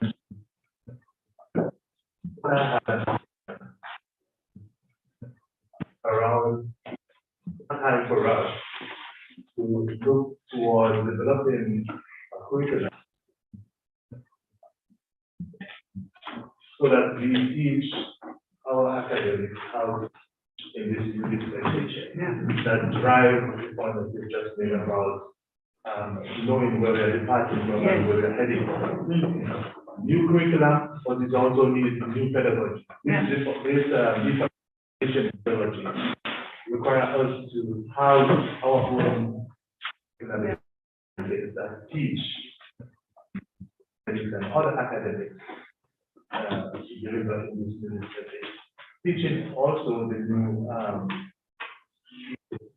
going out into the schools the alternative way. So I thought this is an important point that we should sort of butt in terms of the conversation. Now, in terms of the point, I was saying to George earlier on that I'm going to reduce your to power, and that at the heart of the whole conversation around coloniality is this issue of power. And when we try to move the point forward about how do we use power, how do we manipulate, creating power differential, the powerful and the powerless. That's essentially at the heart of and to create voices of inferiority and voices of superiority. And that's at the heart of the whole conversation. So the politics for me is playing around with the differential so that we can see the powerful and we can see the powerless. And we see the powerful in exhibiting themselves in many ways, as you mentioned in your presentation, especially around this issue of the knowledge identity, of knowledge that we question, and the geography aspect of knowledge, and so on and so forth. And the new element that you bring in terms of the technology. So I'm bringing up the question around really, is it really a crisis of knowledge and the exhaustion of knowledge? Or is it really a manipulation of power that we see at the outset? Is it not a question of trying to benefit from the crisis? Because when we, as we mentioned, the COVID was triggered by those who are so-called powerful to benefit from the violence. So on. So is it a crisis of, so maybe that is my first issue there. Before you go, maybe expand on that so that we reflect further on it. My second point, could it be, are you suggesting that those could be mutually exclusive? the powerful and the violent. No. That you could have that which you're proposing in your question, but you could also have a crisis of knowledge, and those not being mutually exclusive. Yeah, I'm going to come to that. My second point is actually on the crisis of knowledge itself. Because, and I put it down here as really, is it a question of knowledge being exhausted? I'm not missing the point that there can be knowledge crisis in terms of what we are producing and what we currently know and how we go about knowing it. But I want to bring up this point around knowledge exhaustion and in relation to how we design the curriculum for education. What we have is a colonized curriculum by and large. And I'm talking about even from the secondary school system right into university. And so we end up with going through a curriculum that does not reflect the problem that they face in the context in which they are functioning. And this is probably the geographic issue coming. To say, we are supposed to be addressing our problem, the African problem in our curriculum. We are training kids who are more knowledgeable about Europe and other parts of the world than about the context in which they are. So we end up with the unemployment, as we mentioned, because they're not fitting into, they're not addressing the problem. And so, is it a crisis? Is a question of knowledge exhaustion, or is a question of relevance? We are generating. So maybe you can tell us about that. When you listen to a lot of scholars around, and just joined in, for example, Professor Clark, the late Clark, who talk about the African problem. And what are the problems that we see in South Africa? Let me just probably flag a couple of them that are pretty down. The problem of oppression. The problem of oppression is not a European problem. It's not a white person problem. It's a black people problem. Oppression. And so, if we are designing and teaching a curriculum that does not address oppression, issues of oppression, then already we are creating an irrelevant curriculum for kids. Then food insecurity is another aspect, right? Then we also have issues around our own survival. How are we securing our own survival as a country? And how are we teaching our kids to secure their own survival and so on? So I just thought I would flag some of those and so you also come through on them. I have another last point, but perhaps I should pause here. But it's more around the coloniality of knowledge and how this worldview that the coloniality project is trying to advance, how the person fits into this bigger picture. Because when you look at the structure of developing a worldview, an alternative worldview, we're looking at knowledge, power, and meaning. Take Fanon as a starting point in that. How do we address the being element? Okay, folks, are there any questions? Because I'm going to read a few questions that come from our colleagues online. Pierre, any takers? Doc? Thank you. Yes, you are. Very much. Okay, thank you. Thank you very much.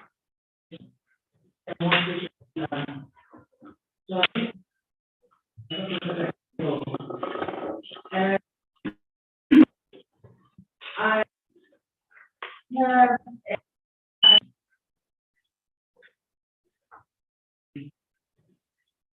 my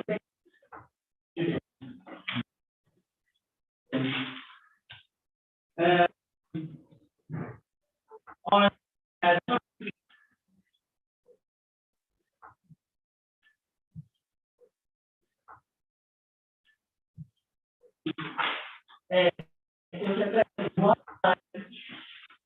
is out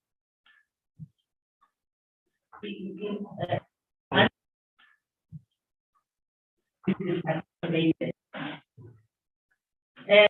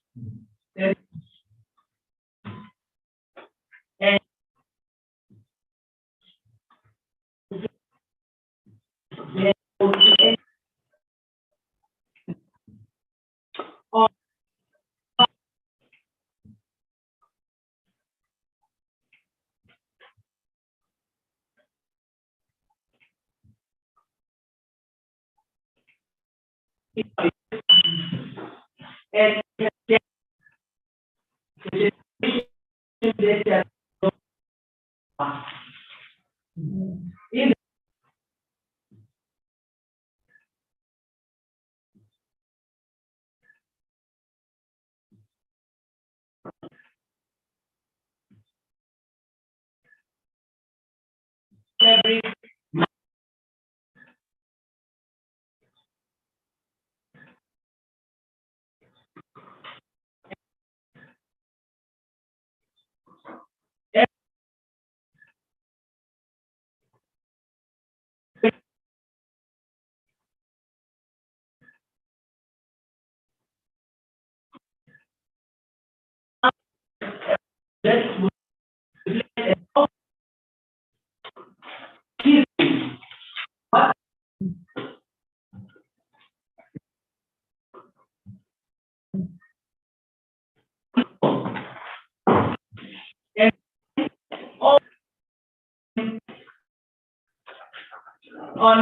on your head.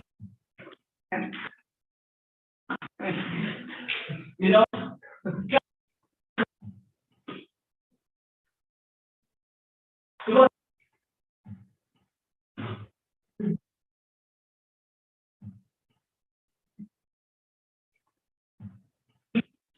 very, very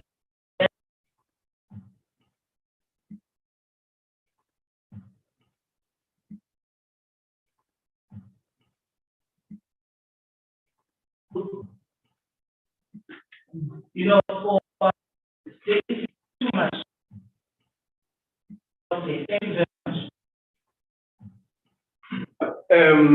From people online, we have quite two questions. One, I'll read it. So what is Professor Ndogo's take on decolonizing the academia? But the subtext of it is that how do you end up with a transculturated crop whose worldview is Eurocentric, yet are of African descent and resisting every form of change? That's from Maxwell. And the other one is a proposal, which I know that the VC will not take kindly to it. It is really about about creating the Tolism Dorset Decolonial African Center for Scholarly Research. I think the question could still be asked without implicating the Vice Chancellor. Which is really how to create an African Center for Scholarly Research to be a decolonial center for scholarly research, inquiry, training, and professional development in higher education. That's a proposal. So those are two things. I think that's enough mouthful to as a way of entry to deal with the question raised and the issues that have been captured. But I just want to hammer on something that I think Professor Brown needs to write a paper on.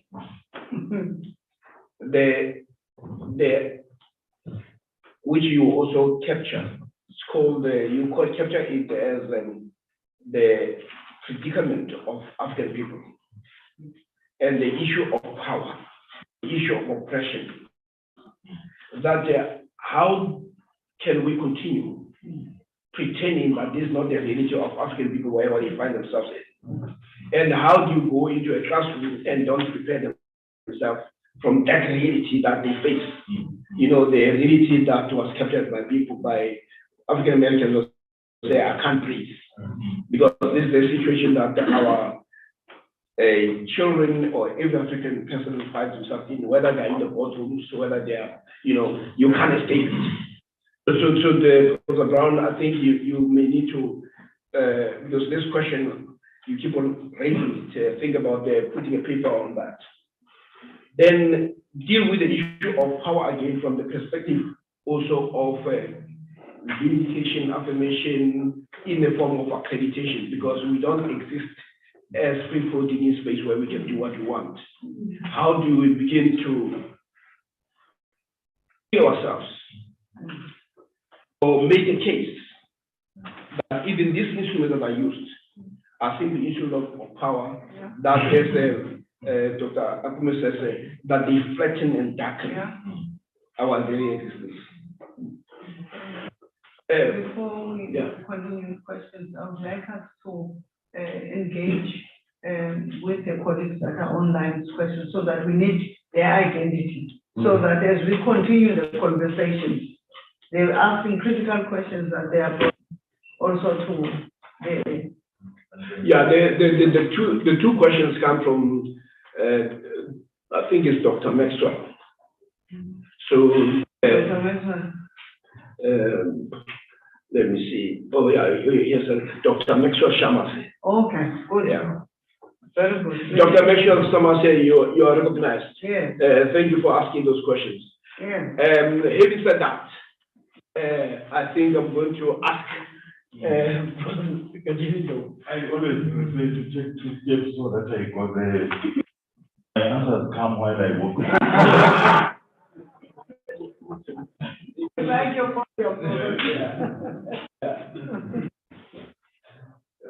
Which he's taking a copious notes. Thank you so much for the question.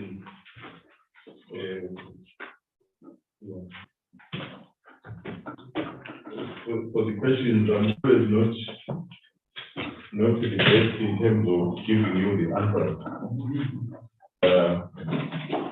Anyway, I don't even intend to do that. intention is to respond to them. Way I will respond to them, not as direct as you might expect. I listened to them.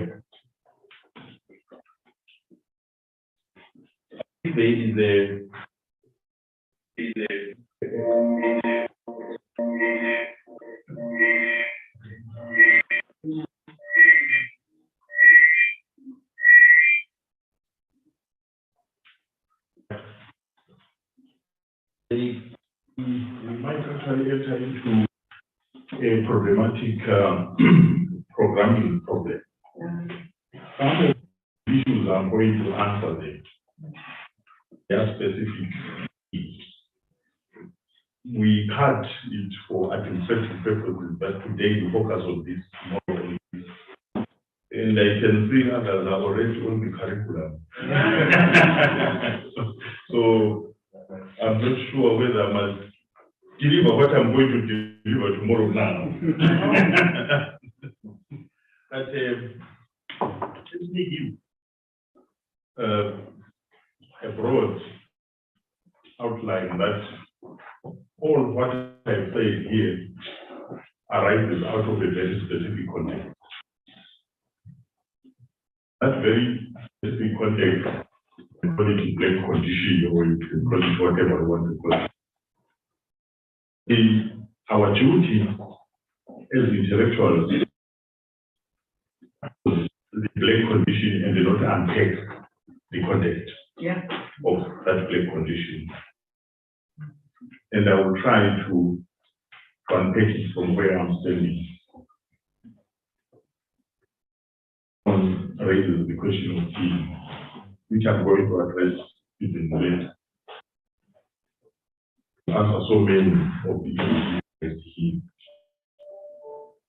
The first issue, we are addressing a problem of a people who were said not to be peace in the first instance. A people who experience an attempt to make them not exist. You call it genocide or whatever the term you can use. The idea that they belong to a temporality which must not be here now. So me and the you seated here, we must know what survivors in the first instance. Survivors of intentions which wanted us not. And if it was not elimination physically,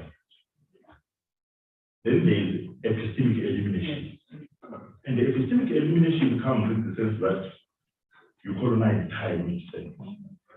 And then you say modern, then pre-modern. Then you push a particular people into the pre-modern, into the past.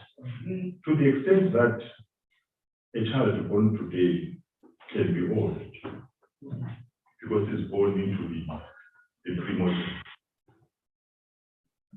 About it was this yesterday with a colleague here who said he's researching on Bernard Makuan. And then somebody said, forget about this old. So I said, what was your response? And he said, I was devastated in the whole life. So I'm saying, no, we were not supposed to be devastated. We were supposed to answer two questions. But you are right. Makuan is old. He's older than Kalima. In the coloniality of knowledge is older than Kalima. Kalima is modern, is ever present. One is archaic, is in the past. But don't talk about their ages. You are talking about the temporalities in which they were put. So that's one issue. Second issue, I think it arises obviously from the work of WEC before. How does it feel to be that which is defined as a problem? How does it feel? Remember, he's researching the Negro Philadelphia. and then he comes back and says, it's there. But the major discovery is that the existing sociological theories do not apply to the condition of the state because they are living below the color line. They are living below the human line. So how does it feel to be a person like that? And that question is 1945 is picked by Emias Zizek. And Emias Zizek poses it in terms of three haunting questions. Who am I? What are we? Who are we? And answer is left well. This takes us to a broad issue about belief. And when it takes us there, it raises the question that in decoloniality, one of the issues is the existential question. The existential question. It is a very central question. And that existential question is related to a second one. And I was going to talk about it later. It's related to a second one. When they say you are not human or you are subhuman, you know that we need to also to nuance the technologies of subjection. Because they are deployed in various terms depending on which population we are looking at. So for the indigenous people, maybe of Latin America, the Caribbean, the idea was to eliminate. Then the people of Africa, no, maybe they are subhuman, but they can be subjected to enslavement. You get the technologies, they vary them, but again, there is self-interest in that variation. But it also then, when you think about epistemically, the existential question is linked also to the historical question. People without. So that all the work which we do, and I have tried to explain this in other spaces, they say African history is not about the past. African history is about becoming. We're writing ourselves into where we were pushed out of. So it's not about the past. The same thing, you hear people saying, you guys, you're continuously talk about decolonization, you are talking about the past. I'm saying, but decolonization is not about the past. It has never been about the past anyway. Even in its classical formulation, it was never about the past. It was always about the colonialism, what do we create after this? And it was Leopold said that when this question was posed to him, decolonization, and he said, we want to build something better than the colonial and also better than the colonial. In other words, moving forward. But it takes us that there is an existential question that comes across. There is a historical question. The people who were said to have no history, and to say people have no history, you will need to redefine what history is. Because when you say people have no history, you are not talking about history. Fundamentally, we are talking about something else. Something which has no history is not human. And will you then be surprised that say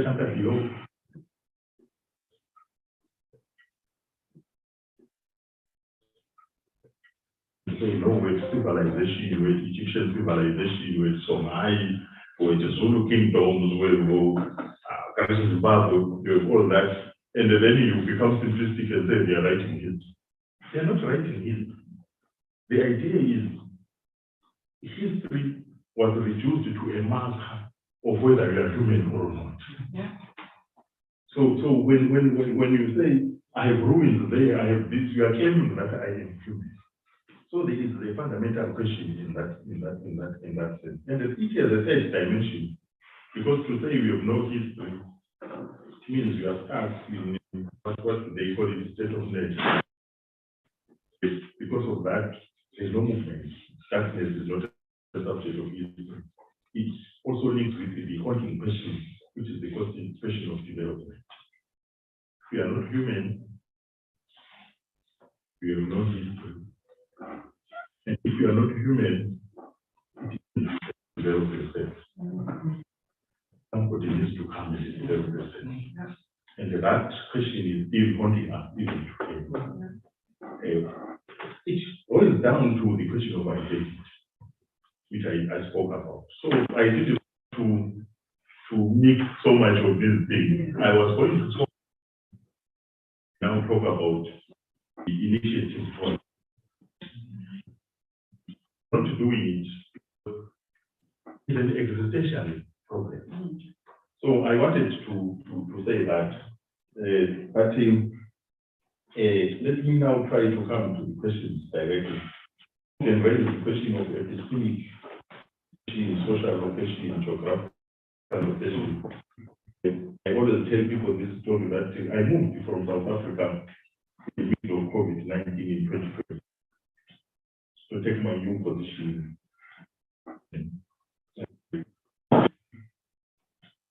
To give a keynote address in Netherlands. And I gave it online. Then within those who were online, it looked like there's somebody who knew me. I finished the keynote address and they posed this question. Why are you not talking about decolonization from China? You left the continent, but you continue talking about decolonization. That is where we begin now to engage, to say, but don't confuse geographical location with epistemic location. Social location with geographical location. How many people are located in Africa and they've never gone any? But they are more Eurocentric than European. How many? There are many of them. That's how we find somebody who is supposed in support of decolonization and becoming really very opposed to it. And that is not the person's problem. It's the problem of leaving the body here, but you transport the mind epistemically to think from something else. And that was the one aspect of colonial knowledge. Personally, I was born before independence, and I went to primary school during that time. The knowledge really was outside the community where I lived. It always transported us to imagine things from somewhere. Tanaki and Shield. Geography, you study geography, the says the river, but you don't know the river behind it. So that we have a long-term impact, and I'm going to talk about it again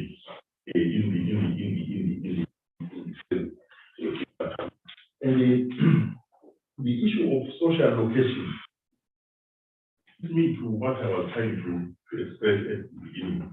And I say, yourself. Obviously, I have my name, but I'm also located in terms of class. That's the social location in terms of class. We're also located in terms of gender. I'm also located in terms of sexuality. So those locations also, we mustn't take them for granted. They influence the way we think. So it's important really to complicate this issue that we don't reduce it to physical geography. We're not talking about that. Take a feminist, take a prof, talking about what he's talking. If you take her to China, will she change what he says? Only because she moved to China. Obviously, the geography will gradually make you expand in what you have, but you can still maintain your epistemic commitment, so to speak. And then the question of power, it has come, Pome raised it, Brown raised it. It's when I thought about contemporary politics of knowledge, I was thinking about something very specific and they're also very practical. I don't want to create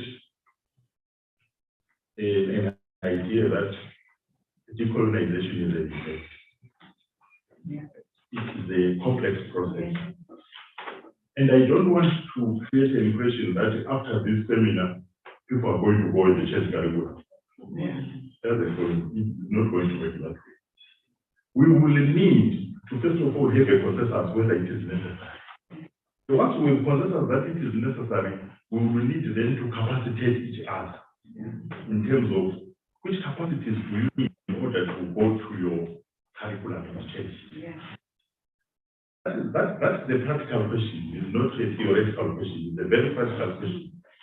And then, because I was working for 5 years in the Vice Chancellor's office at the University of South Africa, I said these questions which we're asking are not new to me. I've been asked this question a number of times. So there was a time when we pushed. You are pushing here. We want curriculum to change. We want pedagogy to change. We want institutional cultures to change. We want demographics to change. And during that time, the University Senate, not Senate, Council, bought into our story. We issued a communique to the university community. Decolonization, transformation is not an option, it's an imperative. Here's what happened to us. We jumped. And that the country has given us this mandate that all what we wanted is this. We will now, when we go there now, we're empowered. That it is no longer an option, it's a imperative, everyone must do it. And I went to geography and environmental science. Speak as I spoke here. People listening were very patient. At the end of the day, they said, we agree with you. But then they put a but, and I was with the dean of the college. They then said, they put something in the orders, forms of curriculum, various forms of curriculum. Prof, what is in this file is how far we can go. You came here to help us how to move beautifully. In terms of our thinking, this is how far we'll go. The dean obviously jumped in and said, it's no longer optional. It's mandatory that you work on the curriculum. And then I came later, I said, if I listen to them, they are not denying. What they are saying is, they have kicked the ball back to us. To say, you want us to move beyond this. We need new literacies and a new capacity to do that. Yeah. So I went back to the Vice Chancellor and they said to the Vice Chancellor, this is the issue. The Vice Chancellor, don't tell it to me. I hired you to do it. After all, you must come here to tell me how are you going to break this? And this is where we suggested that we used to have a unit. I think we have a unit here. This is the unit for staff development. Which normally teaches people the right knowledge and that we need to revisit that unit. Yeah. And when we revisit that unit, we need now to be deliberate. What is it that will kick these people out of their comfort zone? The module on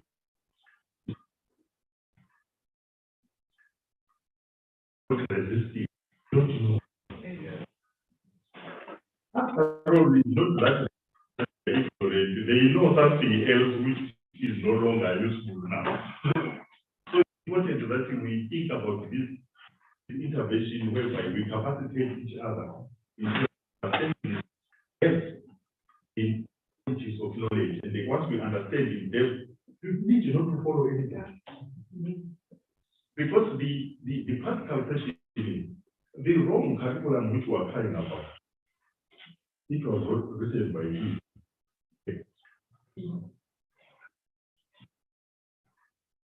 One is going to be written by the same people. Yeah. But if we just expect the same people to wake up in the morning and write another one, it will be difficult. You will need to give them new interests and a new capacitation so that they can rethink what they've produced.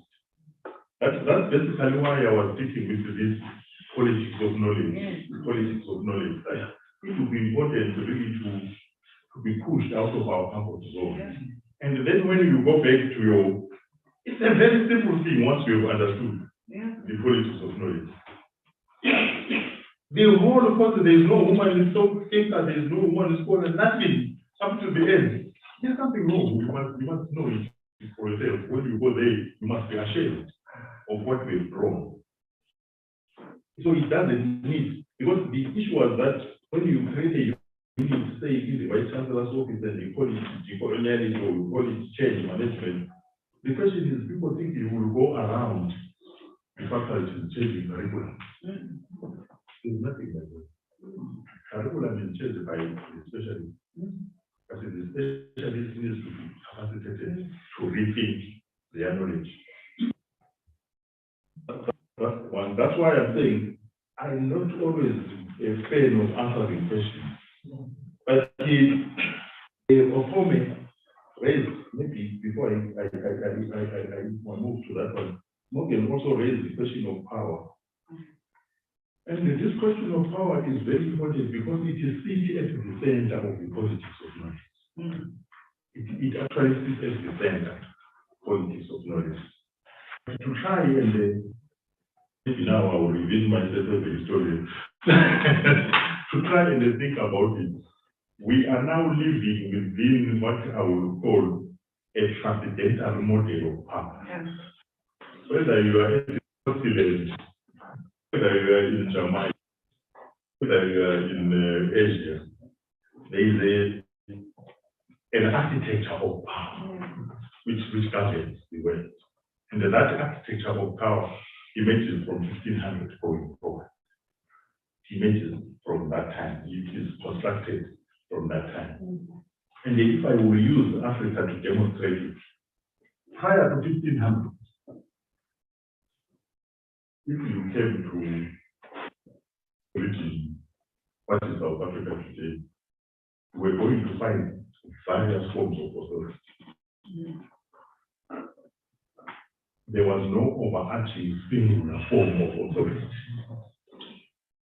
There was no harmonized way of living. Some will live by fishing, some will live by hunting, some become kingdoms, and then they live their own lives. Nobody was really wanting to impose my own way of life. So if you link that with actually this argument, that's prior to features of everything in Africa was in motion. It was going to coalesce into, we don't know. But things were movement. And when he talks about motion, he meant that idea were in movement. Institutions were in movement, people were in movement, everything was in movement. And he says that's one characteristic. The second characteristic says is plurality. Plurality.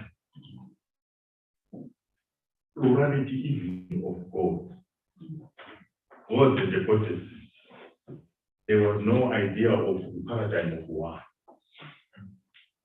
And then he then speaks about the third dimension, which he calls oppositionality. There was this idea, here we use, I can't be myself without my brother there. I see myself. So this relationality is also there. But after 1500, there emerges a particular architecture of power, which is born out of power. Power, whether it's Foucauldian or not, they will tell you power is everywhere. Power is potential. Power is that which enables you to do things. Not the power is domination as protesters. How you shift from power is potential to power as protesters. This is a deliberate thing which you must do. Where you found plurality, no, this will make it hard for me to govern this area. I must destroy the natural plurality which I found. And they must have made a mistake. They destroy that plurality which they found. They invent another plurality which is in tandem with the domination. Class, gender, and all these others now nuances of different. And they say, no, this is natural. This is natural. Things were always like this. That is the encryption. Encryption taking the form, you can use the metaphor for a tennis ball. The sound in community. You keep kicking it up until it is in the stratosphere. And when it is in the stratosphere, only experts can decode it. And the experts are just a minority in society. So power, every time we were going for elections in Zimbabwe, see 4 or 5 people sitting, explaining what is going to happen, and the laws are calling experts. The same thing with knowledge. Knowledge which is supposed to be knowledge for life. That knowledge as expertise. And as expertise, it becomes knowledge for domination. So there are a number of things at play here.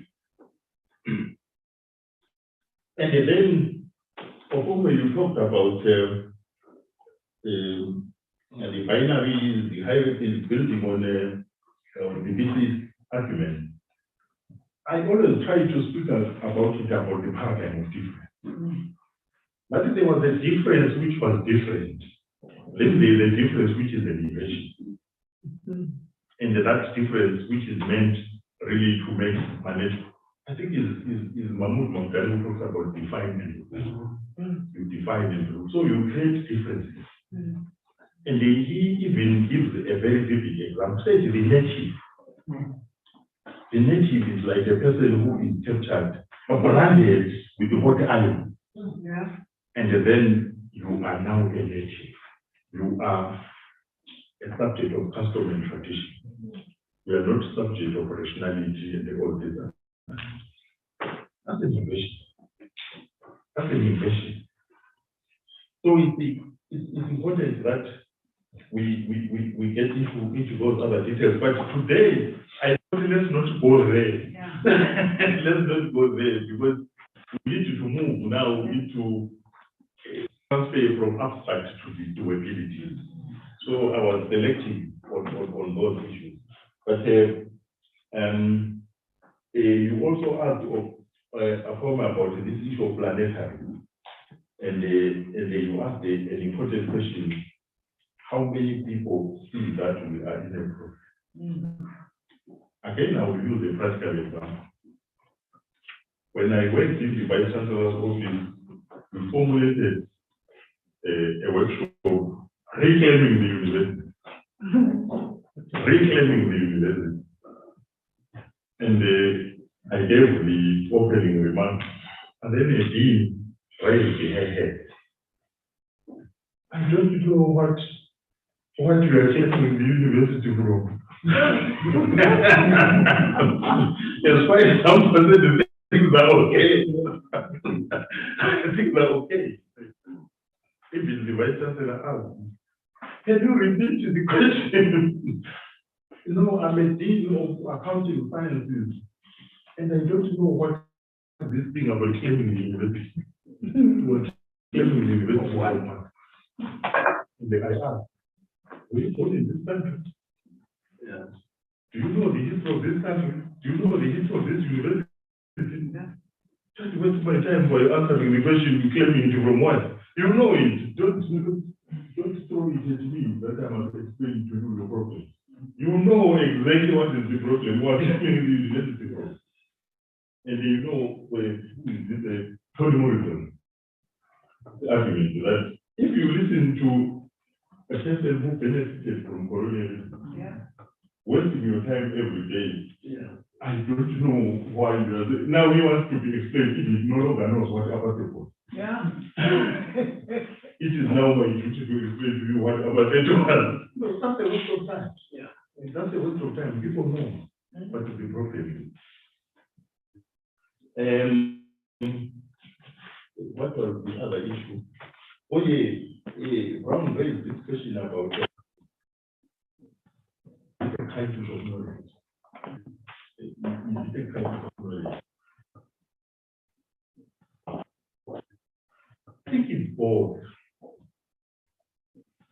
is both. But I was coming more from the work of Boaventura Santos, who argues that the knowledge which took us to where we are now, it used to be very useful. Despite the fact that it operates other people and it did that, but it used to be very useful. It used to generate new adjectives. His argument is that now this knowledge is even failing to generate new adjectives. What it does is that you have development, then you add local, you add alternative, you are no longer generating any new noun, so a new noun. You can no longer generate any new noun. You only add adjectives to existing ones. And they say once a knowledge is like that, there are signs of exhaustion. But there is also the exhaustion. The exhaustion we're using it as a correct term. But the very fact that you produce a knowledge which will destroy you. And that you can check it when you look at knowledge and the economy. If you continue with the capitalist-driven epistemology of extractivism, and then you cry about natural disasters, basically you are pursuing a knowledge of death, so to speak. So there is need really to see that is where we bring in this issue of. And this is interesting because it is no longer even coming from thinkers from the global south. Even Slavoj Žižek talks about the four horses of apocalypse. So that indeed we are heading to a disaster if we continue thinking the way we are thinking. So this is where I'm coming with this issue of exhausted knowledge which is destructive. Knowledge which gives you a false idea that the human is superior to all other cells and the beings. We need to really rethink that. This is why I was saying, I'm talking about colonization, I want it to be as real as possible. I don't want it to be like or something like that. I think I've answered the big part.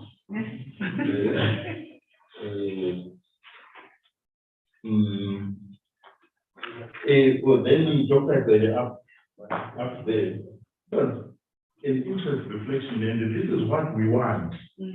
That when I speak here, think about your department, think about your faculty. It's not a theory which I'm putting across. Think about exactly what is happening in the classroom. Look at the knowledge architecture, which your department or your faculty is pushing out to the students.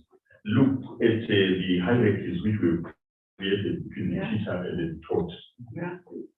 Is it facilitation of knowledge or not? Our approach to the learners, is it this idea of people who come empty, then we fill them with something? We need to rethink all those pedagogies. And let's think really in the Cabralian sense. Let's think with our feet on the ground. And this ground is the University of Surrey. Yesterday, when I met Prof. in the hotel, I said, I wanted to use this metaphor, but I'm not sure whether we know metaphors can be dangerous. So this metaphor of the medical metaphor, that like as I said, Prof, I had tonsils yesterday, and I went to see Dr. Dr. was the first of all asked me, what brings you here? Then I said, no, I'm sorry, what brings you my biography? I came from Germany yesterday, and I developed this particular writing, crippling something down.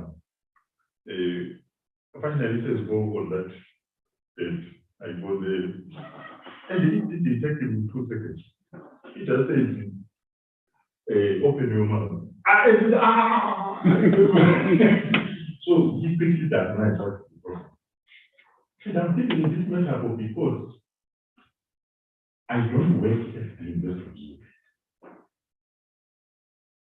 I want people to tell me the endings. The endings. What are the endings of this institution? And then we need to see whether decoloniality is adequate to us. You get the issue. So let's think a little very practical. You are the ones who know where it is sick and where it is health. Yeah. And we need to get that. And then when I'm seated with educated people like this, we need to pose those questions even to them. Hey, do you think this aiding the solution is decolonization or something else? Or something else? So we need to really to think practical like that. That's how we become a reality. Yeah. So that the problems of UNISWI might not be similar to the problems of faith. Yeah. They might be different. And then we know its history, we know all this, we need to bring it and say how. And it helps us to diagnosis and a prescription. Yeah. A lot of people nowadays, no, we're tired of debates we now want to do. But there is no way you can do good prescription without good diagnosis. You need to do both. Sorry, I'm always, once I check the report, I might stuff. Yeah, sure. So, before you leave, I want to go back to 1500. Sorry, 1500. yeah. 1500. Yeah. The disruption of the multiple control, which what you're really alluding to is a disruption of a particular worldview. And imposing upon a new worldview. Yeah. Now, which we are now saying we want to know disrupt because of coloniality and so on. So maybe just comment a bit on that disruption that we are really shifting off into and sort of it looks like maybe is it the new book which you shared now. There's a concept which they call the concept of creolization.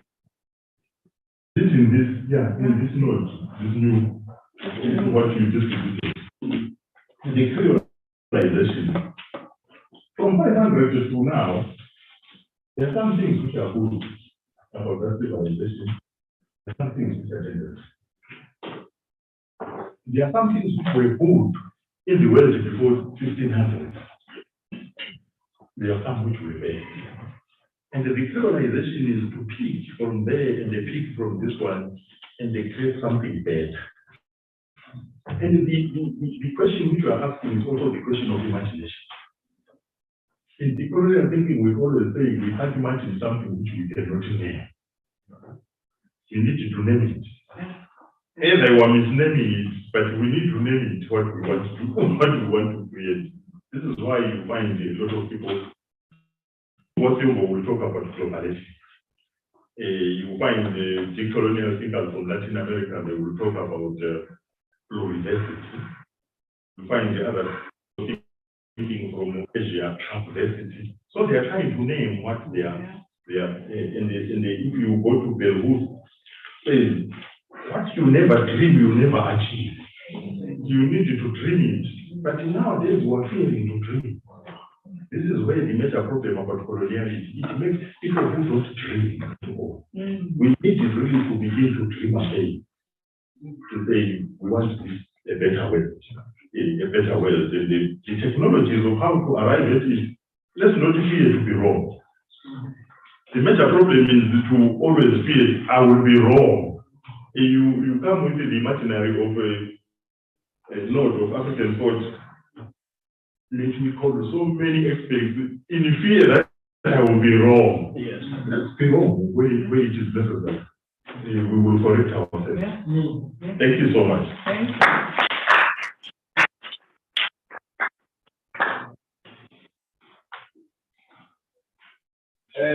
Colleagues, I'm sure we can have another moment of questioning, but the whole idea here is not to exhaust all the questions. It's simply to trigger the mind to start thinking anew, but also to make visible some of the concerns that have always existed. Prof, I have a question myself. and this question relates to, I want to have the heart of the people. Yeah. And the question relates to, do you think there is need for us to have a training on politics of knowledge? Yeah. In order for us to redo the curriculum. Yeah. Actually, that's a problem when I spend too much time with you, because then we end up speaking the same language. But there were some suggestions that emerged from your presentation. And our attitude is always, between you and me and Morgan and the BC, is to move from the abstract articulation and to say, how does this find material expression in what we do all the time? And what you also said is,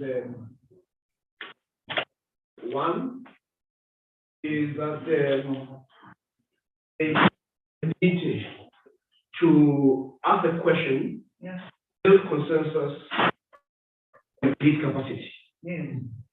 So the whole idea is to quarrel with ourselves, to create a certain form of disequilibrium, and then to say, how do we begin to create an equilibrium where we would not be in the state that W. Du Bois talked about, where he talks about the souls of Black folks, where we ask ourselves in a curriculum, how does it fit to be a problem? And our curriculum is couched in that question. The total erasure of African people as a subject of history, as opposed to object of history, is almost pervasive. And with that recognition, the issue that you have raised, which has also come from your experience, but also has come from experience of anybody who tries to bring about change, is that it is not so much that people do not want to change. It is an issue of they do not know how. And they also do not know what type of questions they must ask. So one of the practical considerations that emerges from here is really that question that you ask. That we create a form of summer school, or possibly create a unit that will deal. Focus will be around how do we begin to decolonize, how do we create an authentic African university. And I think the VC has already moved steps ahead because she has identified champions to grapple with that, but more as a way of assisting staff. I mean, the point that you had raised, and that she also would be, she has said it in more ways than one, the challenge of learning to unlearn in order to learn. So this is where the issues come in. Then in that process, yes, the questions of politics of knowledge will have to be one of the issues that are raised.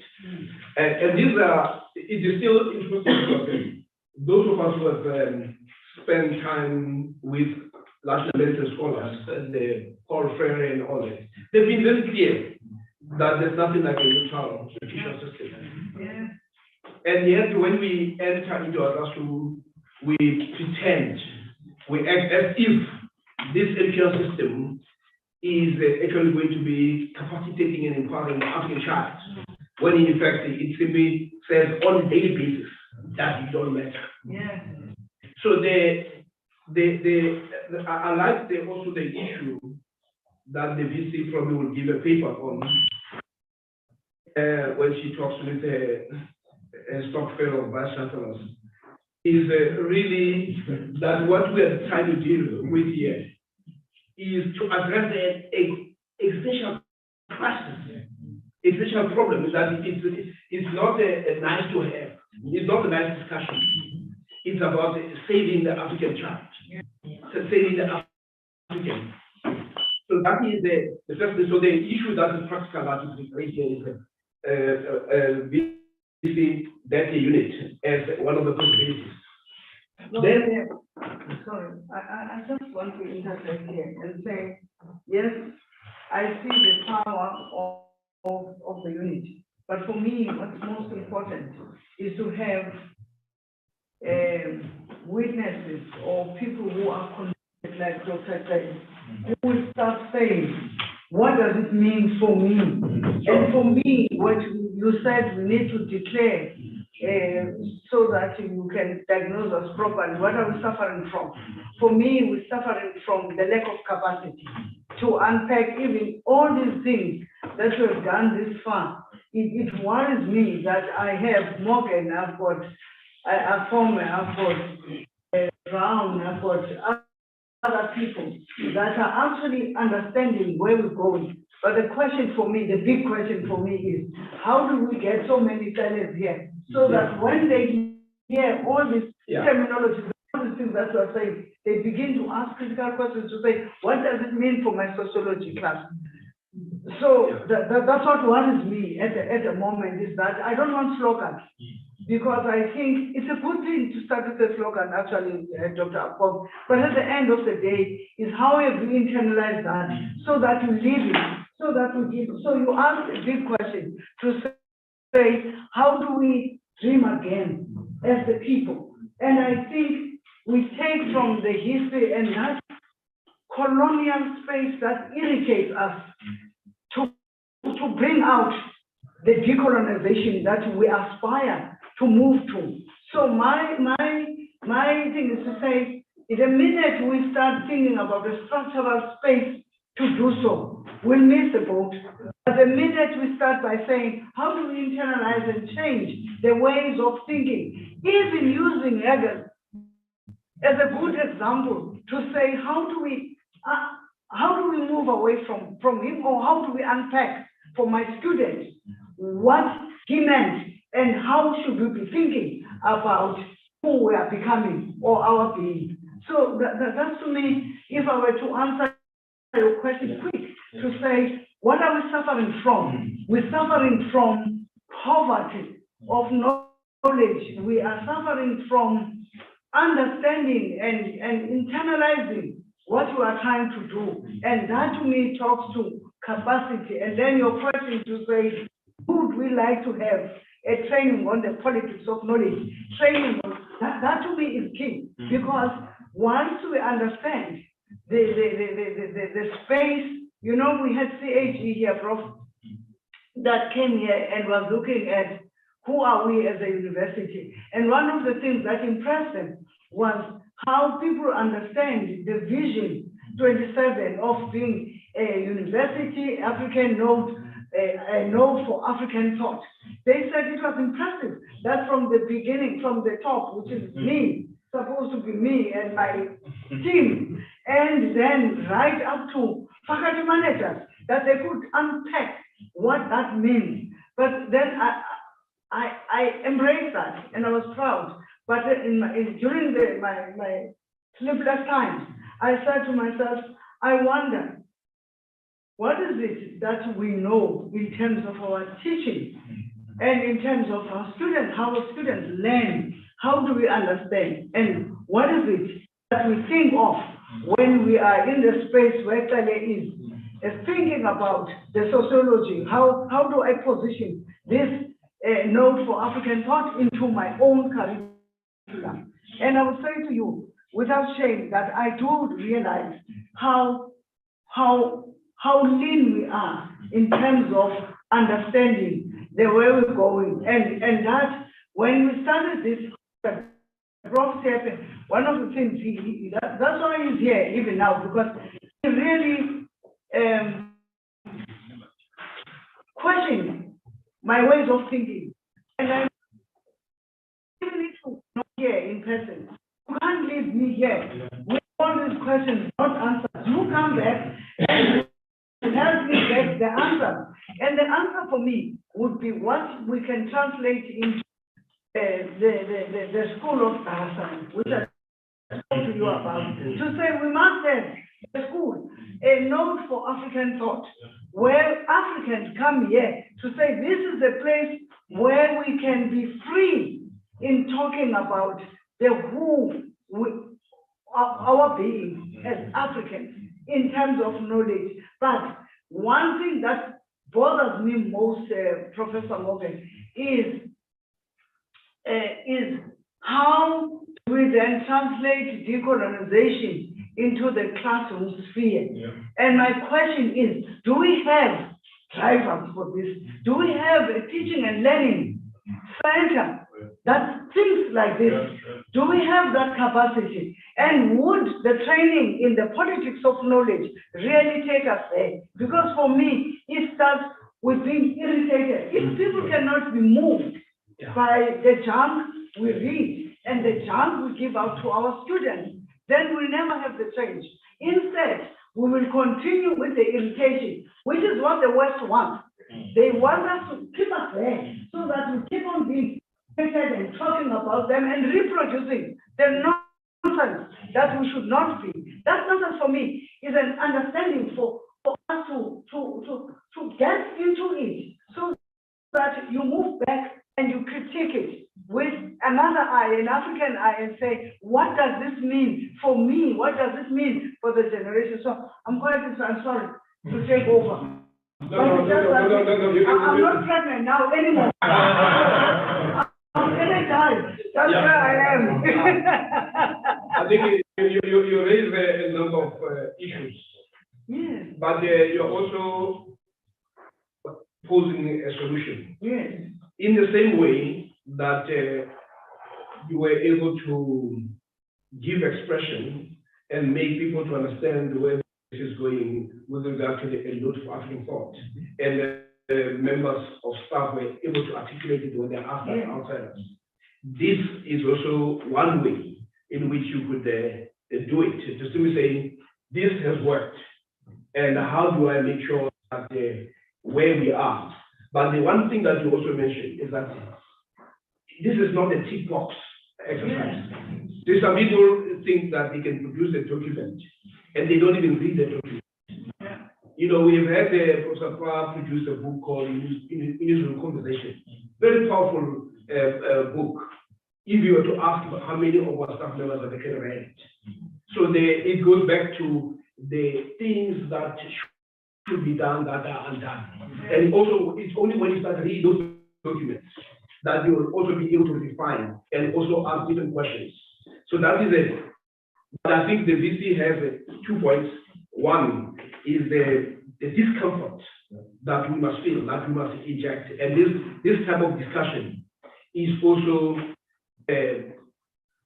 even though you talk about the crisis that exists, it should also create a crisis among ourselves in terms of the damage that we do on a daily basis. So that is the first thing. So the way here is a moment of creating that level of discomfort. The second thing to say, having created the discomfort, how do you begin to resolve it? And one of the suggestions is to make sure that there's more of this dialogue, but there's also a systematized processing of empowering people, because it's not that they don't, but they simply say, can you come up with a way in which you can deal with it? And in academia, what you make sure that it is structural.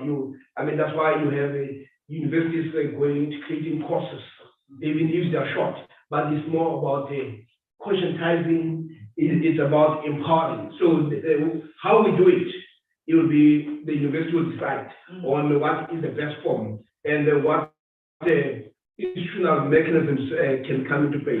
So I thought that is the first one. Then the second one is that which the example that you raised, Professor Ngongwacheni, is where a patient, which is, we just had one patient that present her symptoms, Dr. Kelly here, to say, doctor, I'm sick. And the doctor then asks, so the issue is now we must go through an issue of diagnosis, which is what we're going to do this afternoon. To say, based on what we had this morning, what we find ourselves to be suffering from, especially all the elements. And then what the groups will then do is to start saying, just like a doctor, let me actually experiment with the doctor. When you go to a doctor and the doctor, you tell the doctor that this is what I suffer from. Then sometimes in your articulation of the problem, you're also suggesting a type of response or medication that you should get. I mean, for instance, if you have say a headache and a doctor gives you a laxative, it may not solve the problem. So the issue is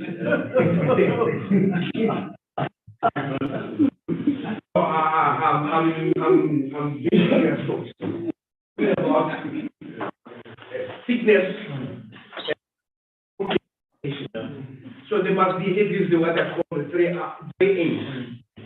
Medication must be appropriate. And then the second A, as you know, it must be adequate. The doctor will say, no, take this per day and for 5 days. But if you take it for only 1 day, it may not cure. So there's an issue of what you call it, of adequacy. So appropriate, adequate. And of course, the VC will say, I'm an administrator. It's also an issue of affordability. Can I afford it? If, say, for instance, one of the solutions is to take all of you to Germany to be in the class of Professor Gajendro. But it may not be affordable, so we'll not do that. But we need to deal with those three elements. But there is no way that we can run without looking at what are the symptoms that we are actually exhibiting, manifesting, so that we can come up with one thing. So simply closing this session, but at the same time preparing you for the next session where we are going into groups, smaller groups, and where we're going to start Professor Ngongwacheni and I put some specific questions that we think people should be thinking about. But right now, according to my watch, we are almost 10 minutes to lunch. And I don't think, even though the colleagues don't look very hungry, I'll insist that they should actually have something to eat. So with those few words, I thank you for being here for the first session of our engagement, and think about the deliberations that are here. And one of the things that, before I forget, is the issue of that the Professor Ngongwacheni was raising around actually all of them raised: the biology, the geography, the social. All these things have to do with what does the curriculum capture or speak to all these elements. And the most obvious that you can deal with, you can read. And it is always amazing how we choose not to read ourselves. And you think that the people who are responsible for your own subjugation and oppression and be the same people who will take you out of that. And the last point has been that this is an assignment that I would like to give to Professor Brown, the issue of power, the power in terms of knowledge, and the structures or instruments of subjection, and then then think about how we can get out of it. Like I said, every engagement that we do or we get involved in, we want to see the work we try. With that said, Master, can I excuse myself?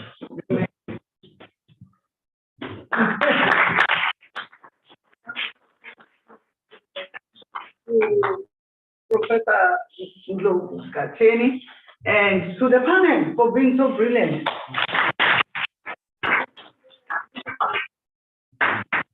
Thank you.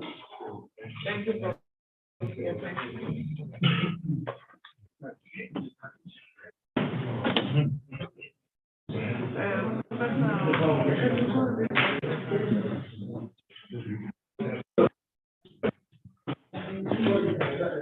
now go for that. Are you now so overwhelmed that you don't even want lunch?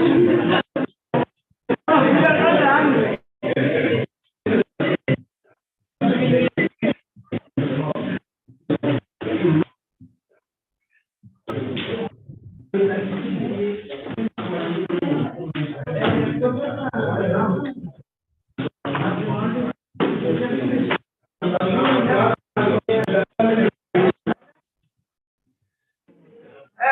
Oh, thank you people. We are coming back after an hour.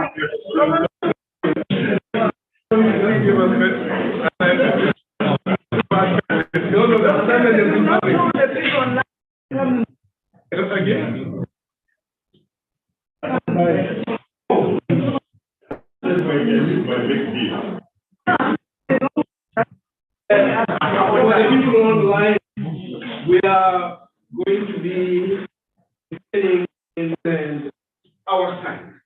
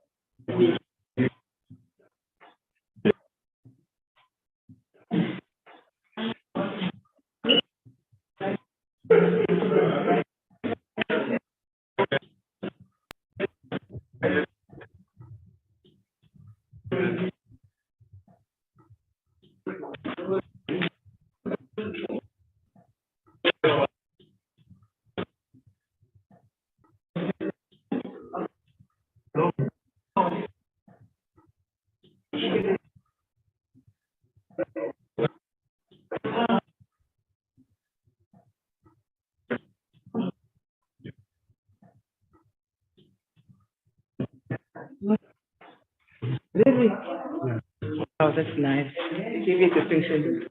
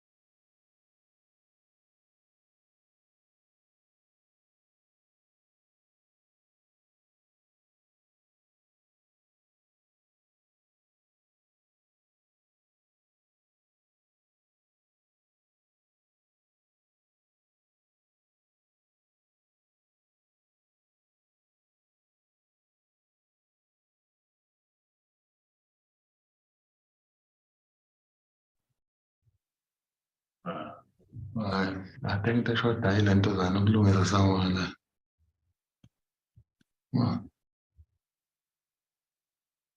Bola.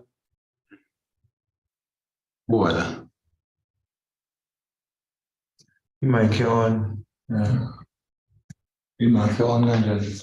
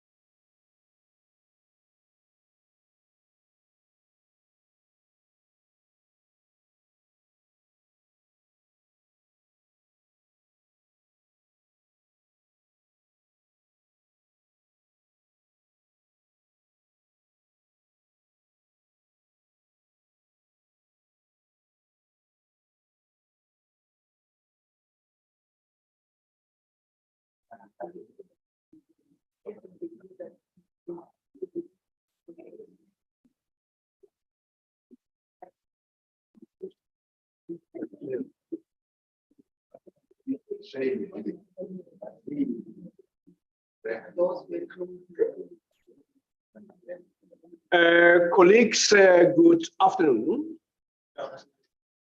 Now we are coming to the hardest part. Earlier this morning, I indicated that our approach to this is about being actively involved in the engagement around issues that were raised this morning. So this is an opportunity that we have actually created for you to have a discussion among yourselves. First, to reflect on what was presented with a view of trying to make sense in a group form, and also probably raising some questions. But what we are also interested in is that you should reflect on what this means for your practice.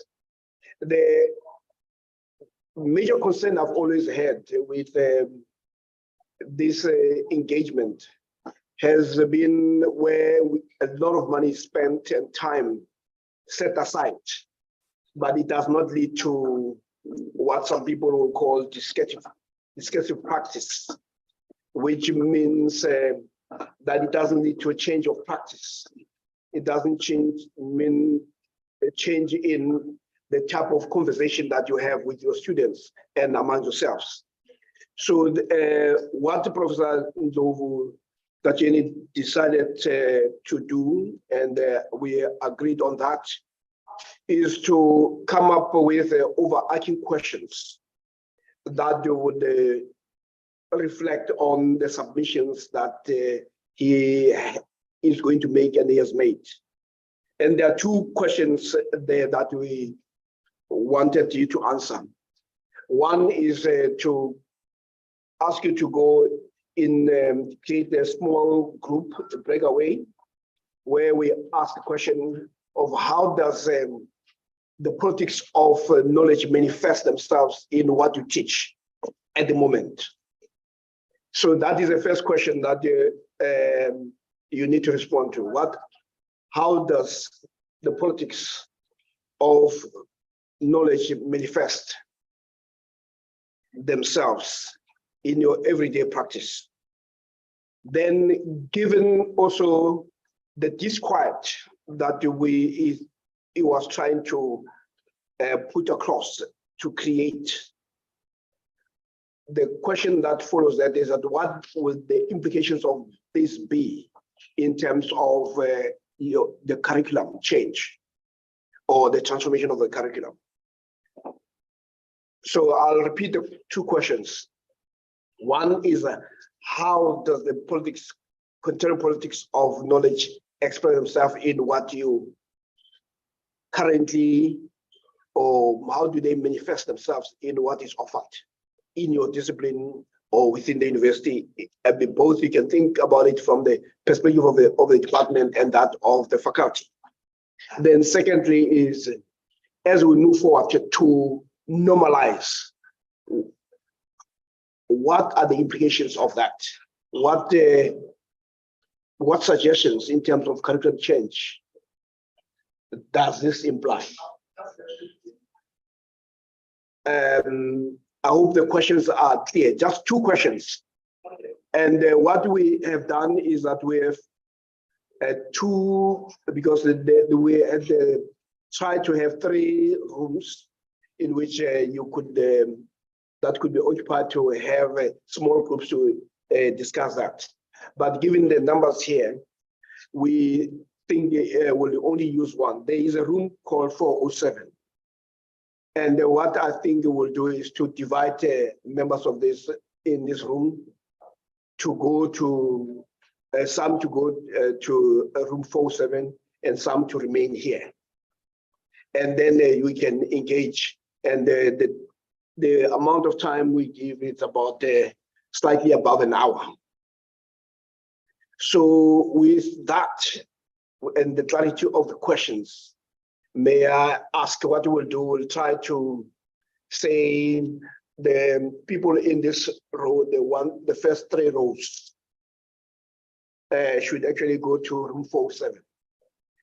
Professor Moyo, the next and the next, and the others, then these 2 can form a new group. If we can migrate to 407, and amongst yourselves, you will choose a rapporteur. Somebody who's going to take notes, and somebody who's going to report back to the session about the deliberations. So this is an opportunity for you to reflect amongst yourselves without us intervening heavily, and then we'll be able to engage after that. So colleagues, you have about 1 hour, 10 minutes. And colleagues who are online could also do the same, although I don't know how you're going to do it. You can still do it individually. And when we meet, are they able to work as a group online? Or they can join the group. They can join the group. Okay. Oh, I'm told that my understanding of technology is still suspect. So I think those who are in the online can join the group and feel free to have a discussion among yourselves. But again, the time remains the same, 1 hour, 10 minutes. Okay, and I'll leave you. The groups again, you said 1, 2, 3. Yeah, and there are others 2 at the back. The ones that are Come again? online. This one. Yeah, 407. The online one. Or the online can join either. They can join those who are in 407 and can join those who are here. Okay, folks, shall we get going? Thank you. Yeah.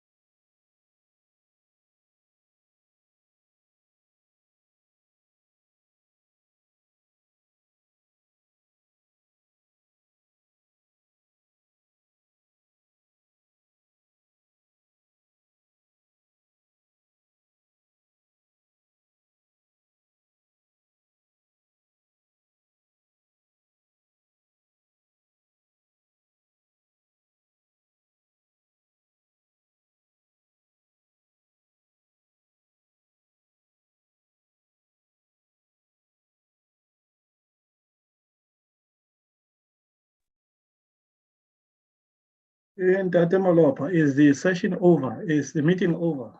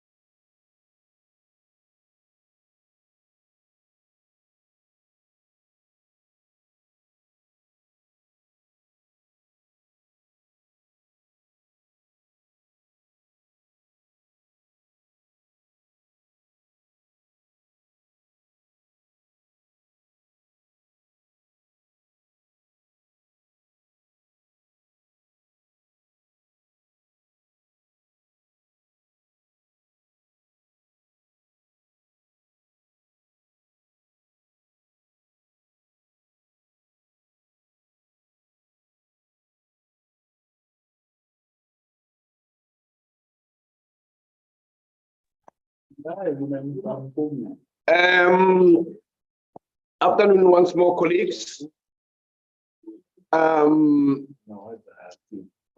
It is that time when we are going to ask the two groups to suggest who the rapporteurs are so that they can take us through their own deliberations in terms of the two overarching questions that were raised.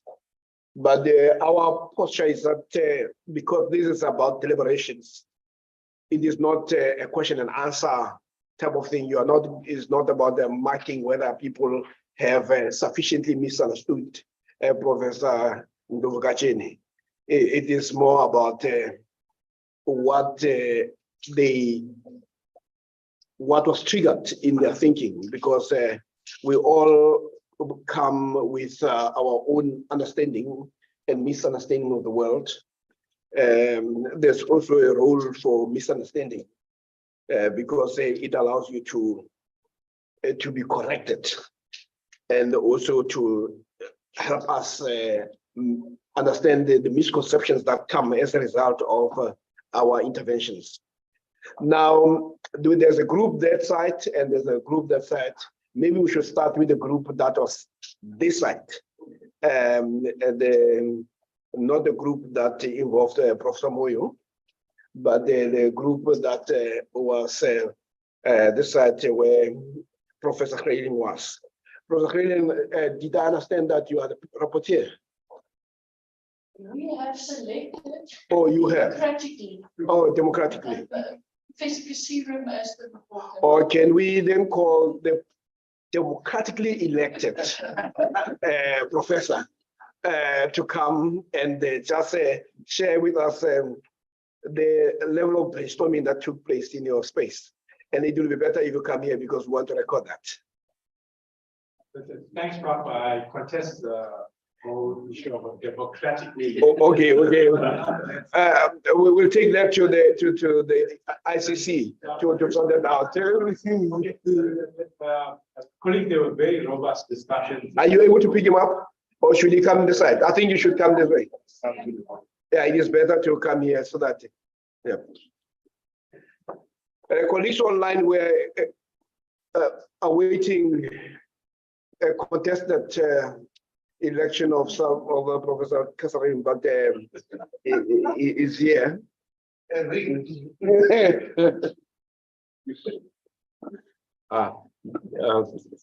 Thanks, colleagues. So just before I start, the general sentiment of our group was that this was a very important meeting. It enlightened many of us.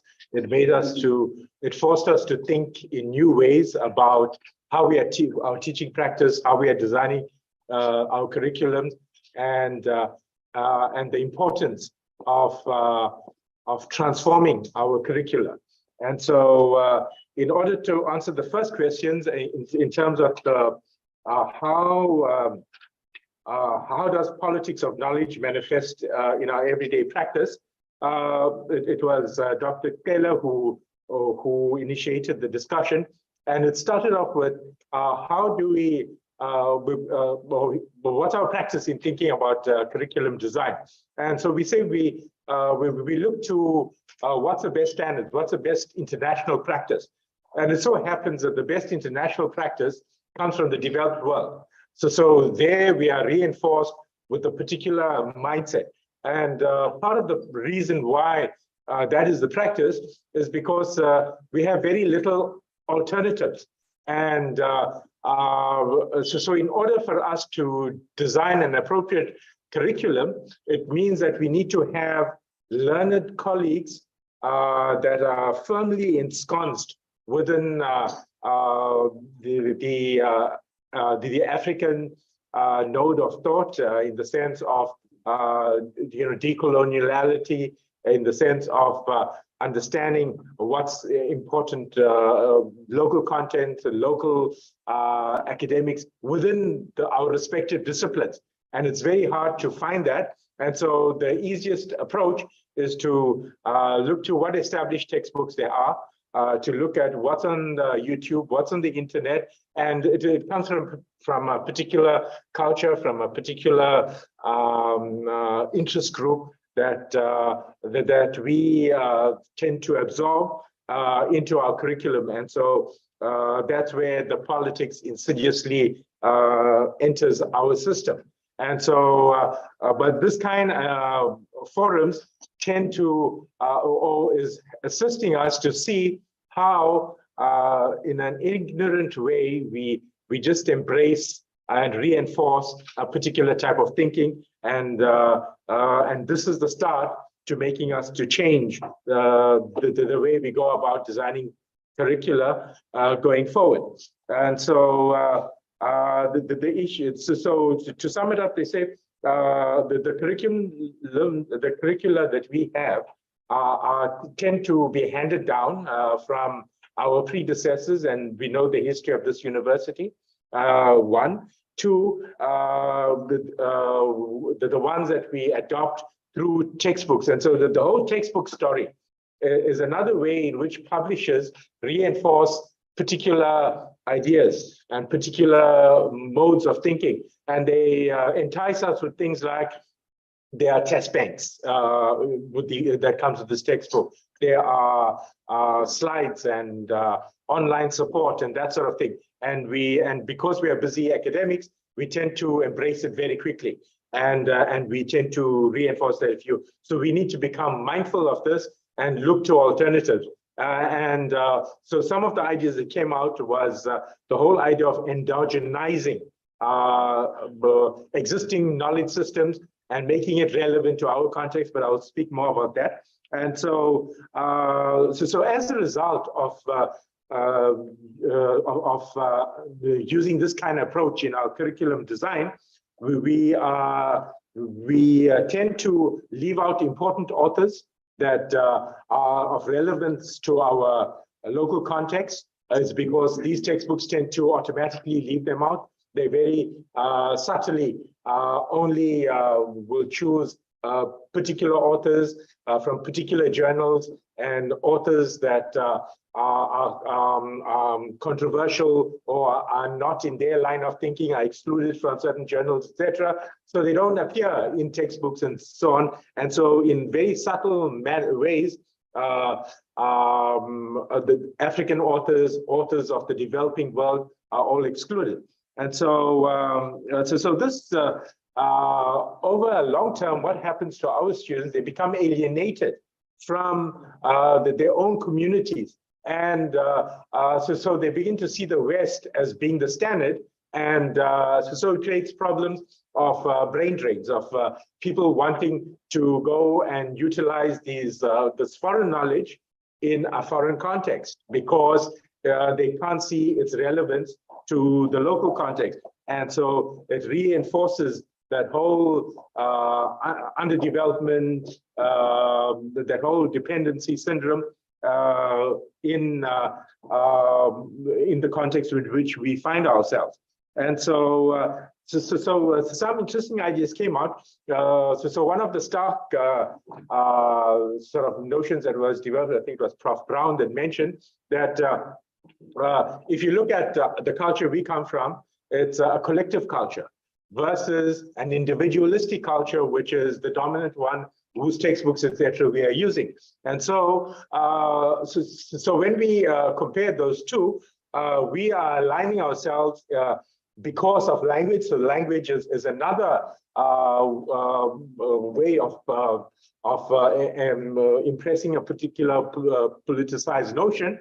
So, what we do is we are aligning ourselves to a culture that's alien to us. So an individualized culture versus a collectivized culture. So some suggestions was that we need to look at other societies that have solved the kind of problems we are solving now and that are collective in nature, and see what collaborations we can develop with these other cultures. And for example, Prof. Brown mentioned Confucianism, which is very aligned with Ubuntuism, and maybe so lots of those notions we can endogenize, meaning although it's Chinese, but we can endogenize in our own systems. And so that's one of the examples. Also the word of a cognitive empire, that certain ideas, certain notions, certain modes of thinking are considered to be the standard, the ultimate. And so alternative knowledge systems are regarded as inferior, and it is decided insidiously through these mechanisms of textbooks, internet technology, and so forth. And so I mentioned the whole issue of language, and all these aspects that I spoke about feeds into the knowledge production, into our curricular design, and we tend to reinforce the notions of a dominant knowledge system, a dominant culture, because of the technologies, because of the textbooks. And one aspect we never spoke, so many of us were talking that it was difficult for me to intercede. And the other one is in terms of our collaborations. Like if you look at the North-South collaborations, and we tend to, now these issues need to come out in our collaborations with the North, but of course, a lot of these collaborations at the postgraduate level, but even in terms of curriculum design, we need to, on an equal footing, to see eye to eye with them, with our counterparts, because we do need research funding, etc., and state our case and state our whole notion of wanting to make whatever knowledge systems they are. Well, Prof. Ndlovu Gachani spoke about knowledge ecosystems and the coexistence of knowledge ecosystems. And so when we collaborate, we need to collaborate on these bases. Then the whole issue that's very close to our heart in at Uni Zulu, and it came out a number of times, is the whole issue of rurality. What does it mean? How do we embrace it in terms of our curriculum design, in terms of our teaching practice, so the whole issues of language, etc. So our accounting HOD, Mrs. Como, brought in that whole debate that she's having with SAICA in terms of teaching accounting principles, the principles of accounting in isiZulu, but at the same time understanding that we need multiple languages. So promoting the whole culture of multiple languages, but mother tongue education has been very important. And once you get the mother tongue education right in terms of instilling the concepts, then translating it into English, etc., wouldn't be a problem. But the primary thing is to grasp the fundamental concepts in the language that one is most comfortable with, and that should be promoted. And so that was one of the debates that she's been having, and I think it is a philosophy that well, the university embraces, given our language policies and so on. And so so I spoke a lot about that. But then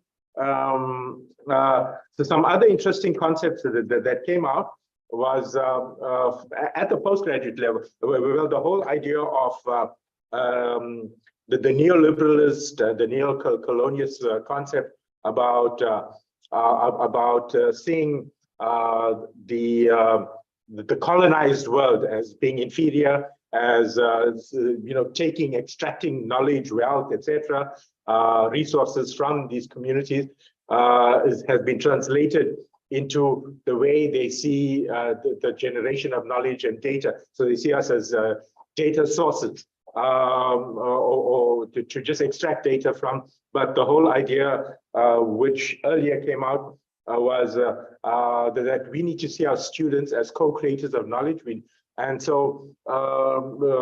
the discussion centered around that at the postgraduate level, we are actually doing that in terms of our policies, etc. You know, giving back to the communities, seeing communities as co-creators of knowledge, and that needs to be embedded in terms of our curriculum design, is to make our curriculum or curricula relevant to local communities. Then we went on to discuss what we need to do. In terms of co-creators of knowledge, it was Dr. Tele who mentioned the whole Stockfeld savings system that they investigated in Eshowe. They developed a textbook, and what they did was they developed two types of writing: one for academic, for journal articles, etc., and the other type of writing was accessible to general readership. And so these are the notions that came out, that we need to move side by side, creating these indigenous knowledge systems that's relevant to our local context, and which we can then implant into our undergraduate textbooks and so on. And so there was a strong call for us to rethink and come up with our own textbooks instead of using these, you know, what we from our historical Western sources, to start developing networks for us to seek funding through government, through collaborations, to start imposing these alternative. We need to look at alternative publishers to publishers that would be willing to drive this whole decoloniality project or epistemology. In fact, not a project, but an epistemology, a whole new way of thinking. So the debates were interesting in the sense that where we had lectures from STEM, that science, technology, and so on, engineering, and where they highlighted that if you look at very technical concepts like proofs of mathematical proofs that are not easily applicable in a local context. But what we are saying is that we need to think out of the box, that we need to, once we bring in the notion of decoloniality into maths, then it forces us to not look narrowly at maths alone, but to look at its relevance to a particular context, to, as Prof. Ndlovu Gachani said, that we are dealing with bodies, we are dealing with people with minds, hearts, we become with a whole bundle of background experiences, emotions, etc. And so that needs to bring to be reflected in the content of our curriculum design. And so so we said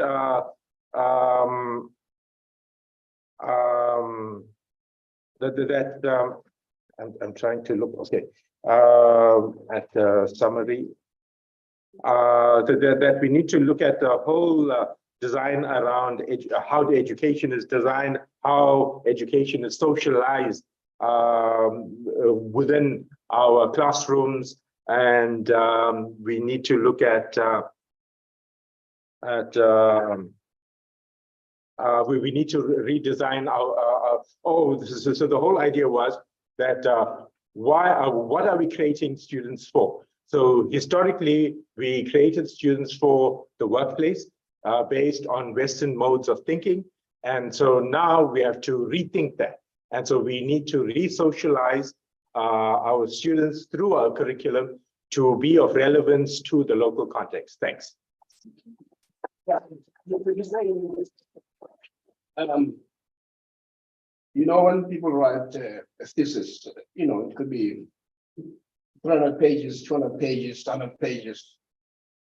They usually have an abstract. Yeah. If I were to ask you to give me 3 issues that are critical in what you just said. Yeah.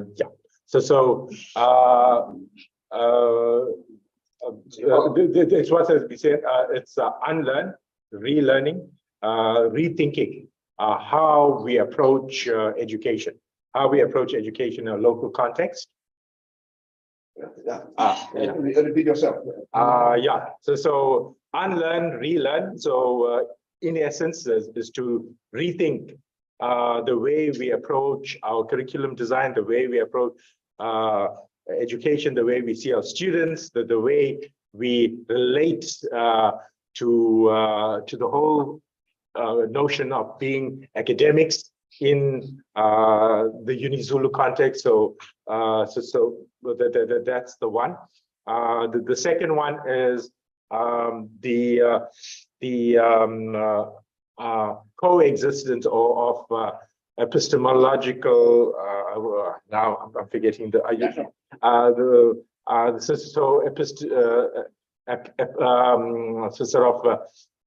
different epistemologies can coexist, but in its coexistence, how do we endogenize those epistemologies that are relevant to the local context?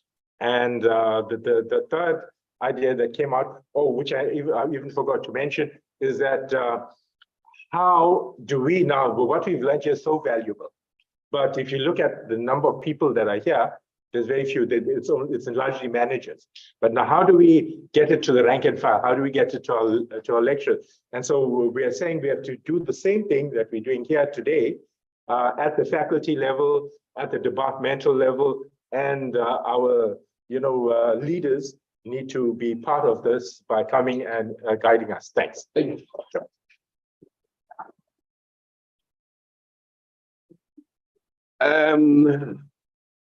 I don't want to say who's the next victim, but can we have the second grouping indicate who's representing them? Professor Crane, that was your group. Professor Moyo, who did you select undemocratically? Brilliant young man here. Mr. Who? And he was elected democratically. No contest. And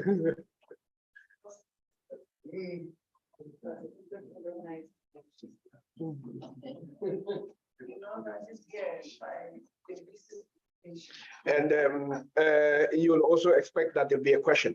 Oh my God. Yeah. Sure. Africans and grooming the young, they're excellent in that.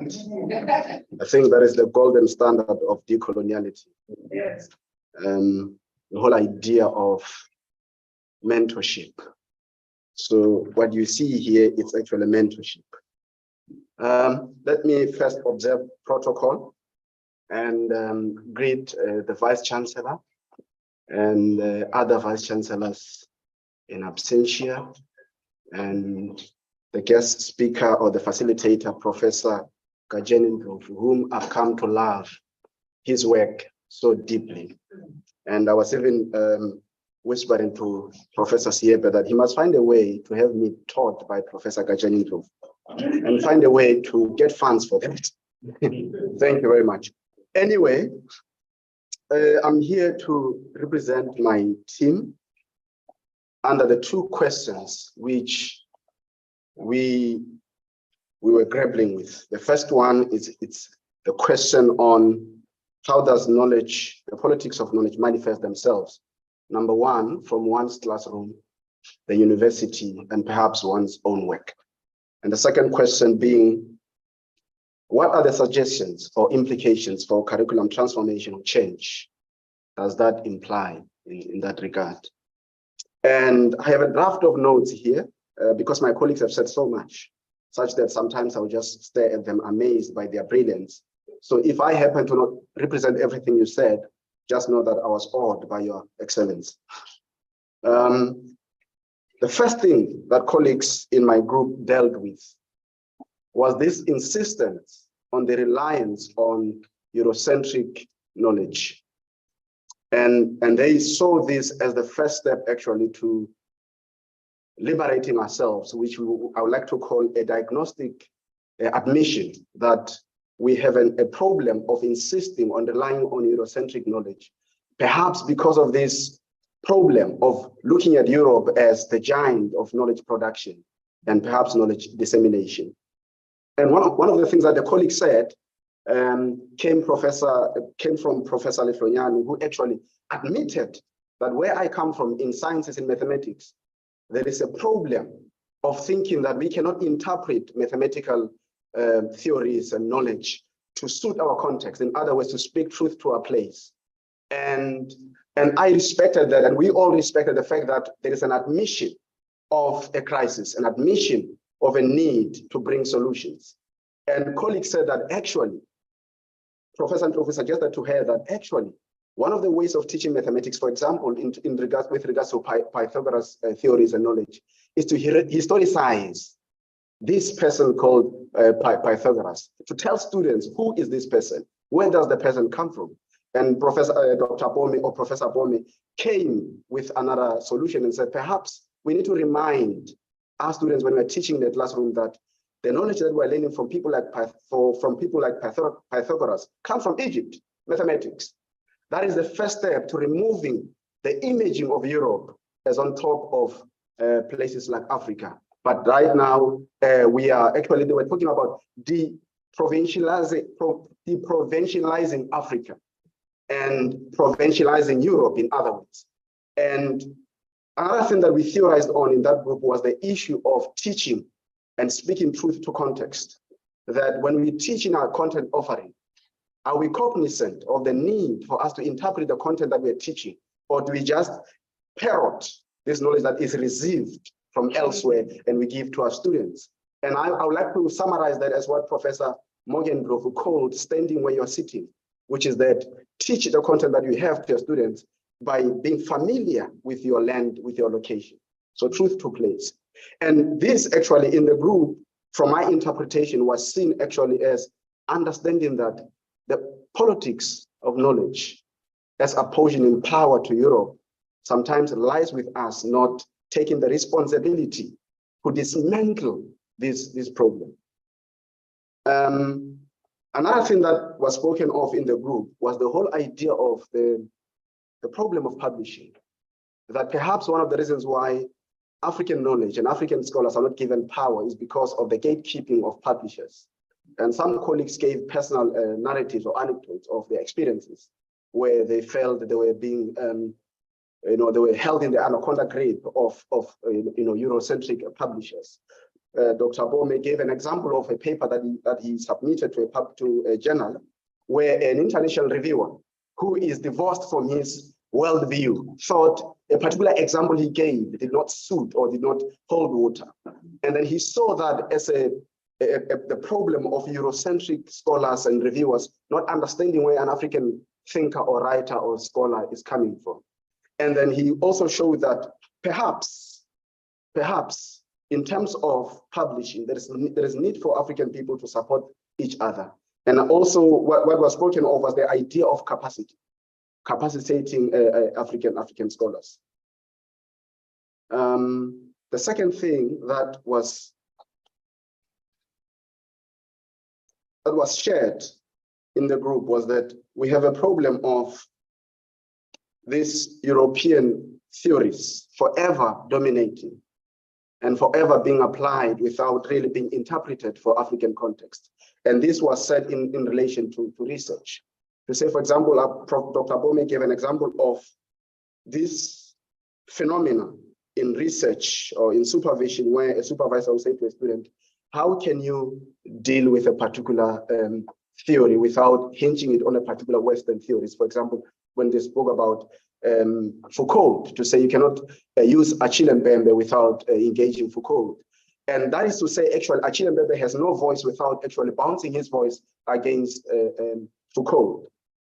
And the other thing that was spoken of was the whole idea of consuming knowledge without conceptualizing it. I think I've said a mouthful on that one. And okay.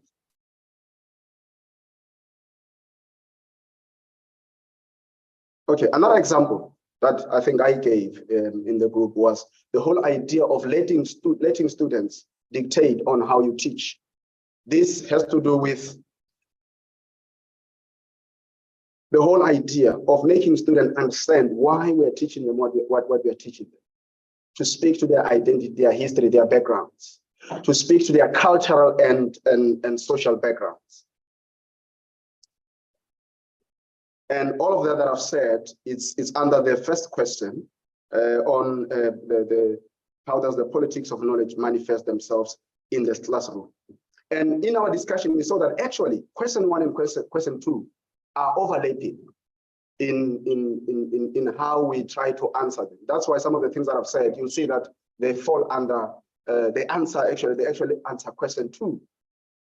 So one of the first things that we looked at in relation to question 2, which is the issue of curriculum design or curriculum transformation.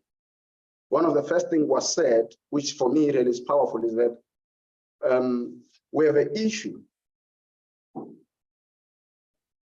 of teaching a lot of Western material and an issue of not understanding that also we need to have our own African scholars, our own African authors taught in the classrooms. And then the second thing that was mentioned was that perhaps also in our own researches, which we teach to students, we need to support one another, raise one another, quote one another, cite one another, and stop this insistence on citing European scholars. So I think that this has to do with the whole idea of recognizing each other. Because if then we don't recognize each other as African scholars, who then are going to recognize us? Because we seem to think if Professor Ndlovu has written a paper, for me to cite him is actually to do him a big favor, without actually realizing that that is actually decoloniality. That is actually decolonizing. By citing him, I am supporting him. That's what the Western people have done. So we said we need to see teaching as a practice, or teaching as practice, teaching as anchored in the everyday lives of our people. But at the same time, Professor Shokan raised the fact that in our transformation of curriculum, we need to also realize that we need to teach and equip our students to also be global competitors, not just be local in that sense. Another thing that was spoken of was the issue of language. What language are we using to teach? And then it was said, it is obvious. The policy of the country from higher education is that we are using English as a medium of instruction. And then Dr. Bome said, therefore, what kind of English? How are we using this English? Are we using it to parrot how the Western people speak, or the Europeans or the English speak the English? Or are we using it in the way that Achebe and James Baldwin said, it must carry our African experiences? That's when we discuss the issue of using English for proficiency, English for descriptive learning, not for description, not for prescription. So in other ways, we have to use an English that actually is abrogated, that is correct and appropriated for our own places. And then the second issue that came regarding the language issue was linguistic pluralism, which Professor Nomlomo gave an example, for example, of what is happening right now in the university, which is that some of the content offerings are translated into isiZulu. And this is to show, actually, to make our languages intellectually equipped to deal with new concepts or concepts that we are teaching in our language, but also to cater for students who are coming from locations where English it's quite foreign, because English is foreign to us. So in other words, we dealt with the empowerment and development of African languages. And then we also spoke about the issue of mother tongue as the first language with which students must learn and understand the knowledge that is being given to them. And this also, I interpret it as student support, in other words.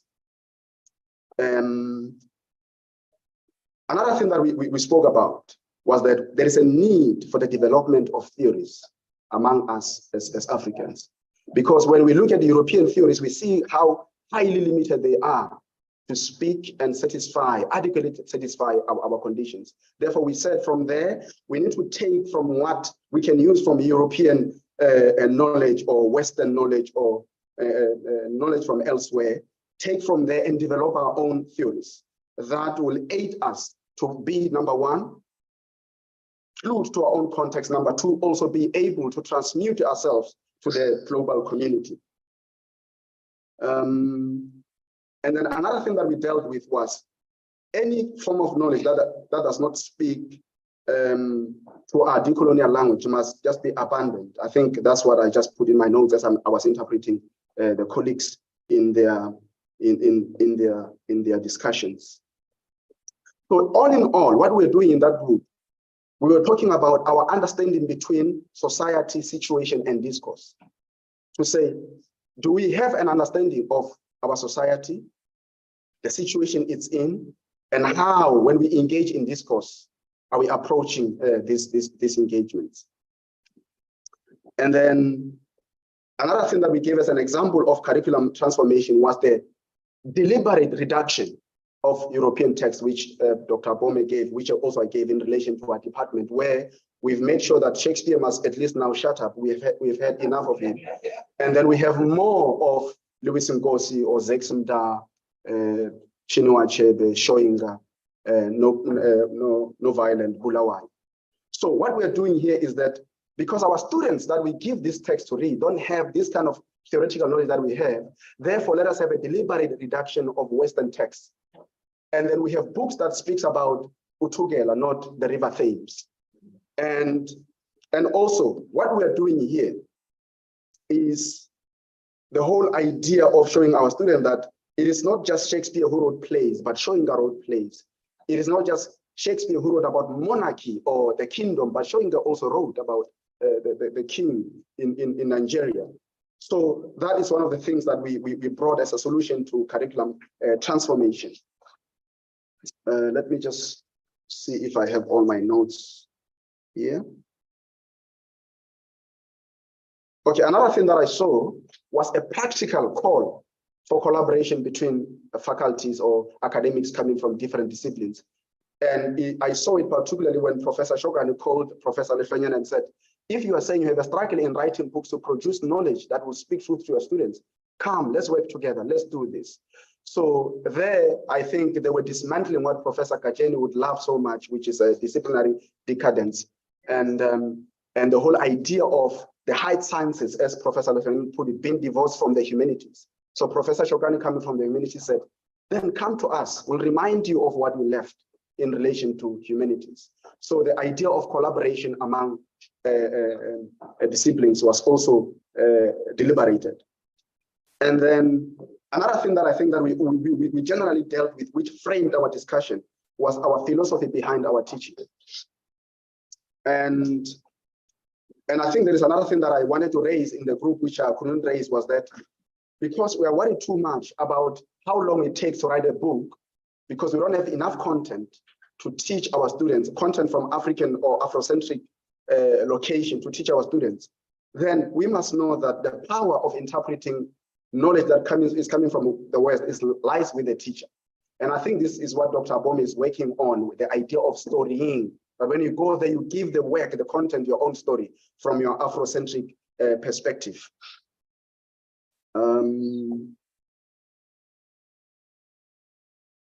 Okay, just trying to see if I have all my notes here. Okay, another thing that we dealt with was the whole idea of, actually, I'm just trying to show you the summary of what we've done, was the whole idea of dismantling the cognitive empire. And by showing that actually, we need to reject and disrupt these cognitive empires. Because Nguki wa Thiong'o said that we need to decolonize the mind, and Bob Marley also saying, emancipate yourself from mental slavery. And this is what actually I saw framing our discussion, that the problem is with the mind, and then we need to therefore dismantle this epistemic, this cognitive empire.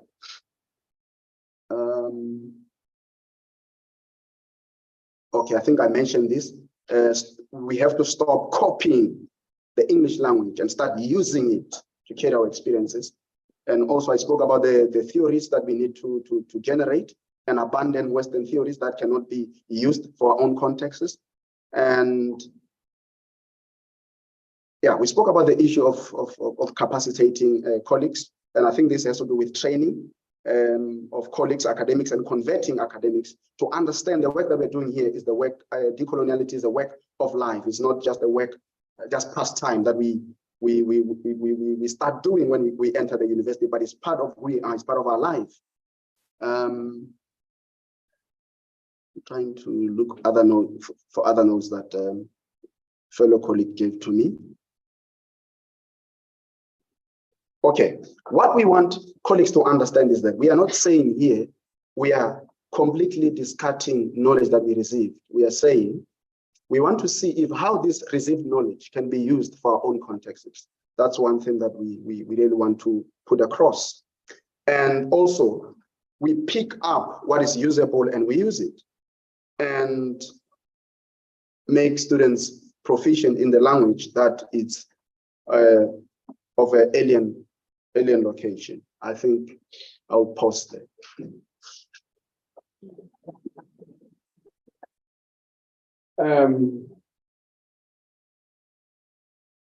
I assume that, I hope it's not the reckless assumption that the rapporteurs will put this together on paper, and then they will email the summary to me. Because we want to make sure that we build on the work that's done. The question that one would want to see if you guys may probe it But I'll give you an example of what happened during slavery. Because what you guys are trying to do is to try to get out of the plantation to run, I mean, you talk about the epistemic freedom. During slavery, you had two types of slaves: the house slaves and the field slaves. And the field slaves, among other things, was to tell the master about these field slaves who want to, the house slaves will tell the master about these field slaves who want to escape. One of the tools of preventing that is around the issue of legitimation. And in our case, it comes from in the form of accreditation, where you put a course, and some people say because it doesn't conform to what they are familiar with. Have you ever dealt with, you guys discussed this, how to deal with those who want to make sure that you don't escape from the plantation? Yes, I think colleagues will remind me. I think that we dealt with that with regards to the gatekeepers. Yeah. Regarding publishing. I think I mentioned that. Okay. Because, yeah, and also the whole idea of international standards regarding paper writing and all that. The example I gave with Dr. Abome having a conflict with the international reviewer who could not recognize his examples from his point of view. I don't know if colleagues have something to add to that. Any colleague wants to add? It's free. Dr. Abome. I think there is, thank you, Sarata. I think there's a crucial point there the client has made. Where she said, if we can teach science and humanities, there's a way she expressed it, but I think it meant bringing in the philosophy of science, the philosophy of education into the teaching of science. She did say that would really facilitate the process and help science, the teaching of science in that discipline. Yeah. Okay, there's another hand, okay. Thank you very much, Paul. I think another point, thank you very much, Mr. Ratal. Another point for representing our group. Another point that was very important, it was about how do we unleash the power between ourselves as lecturers as well as our students. So in other words, how do we ensure that the student voice is also heard in terms of our teaching, teaching pedagogy, as well as including their voices even in curriculum development. I remember even we discussed about the methods that we use in terms of teaching. Do we come back and reflect in those methods and see where do we fail our students, or we always claim that our students are failing? What about the reflecting and how do we teach our students in ensuring that? Yeah. Okay. Thank you very much, sir. Okay. You're dismissed.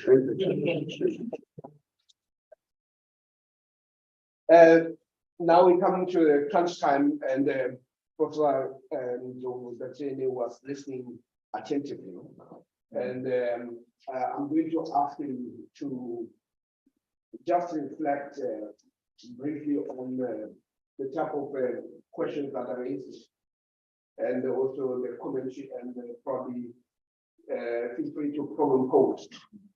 But we would, because we're recording this, we would like you to walk to the conflict.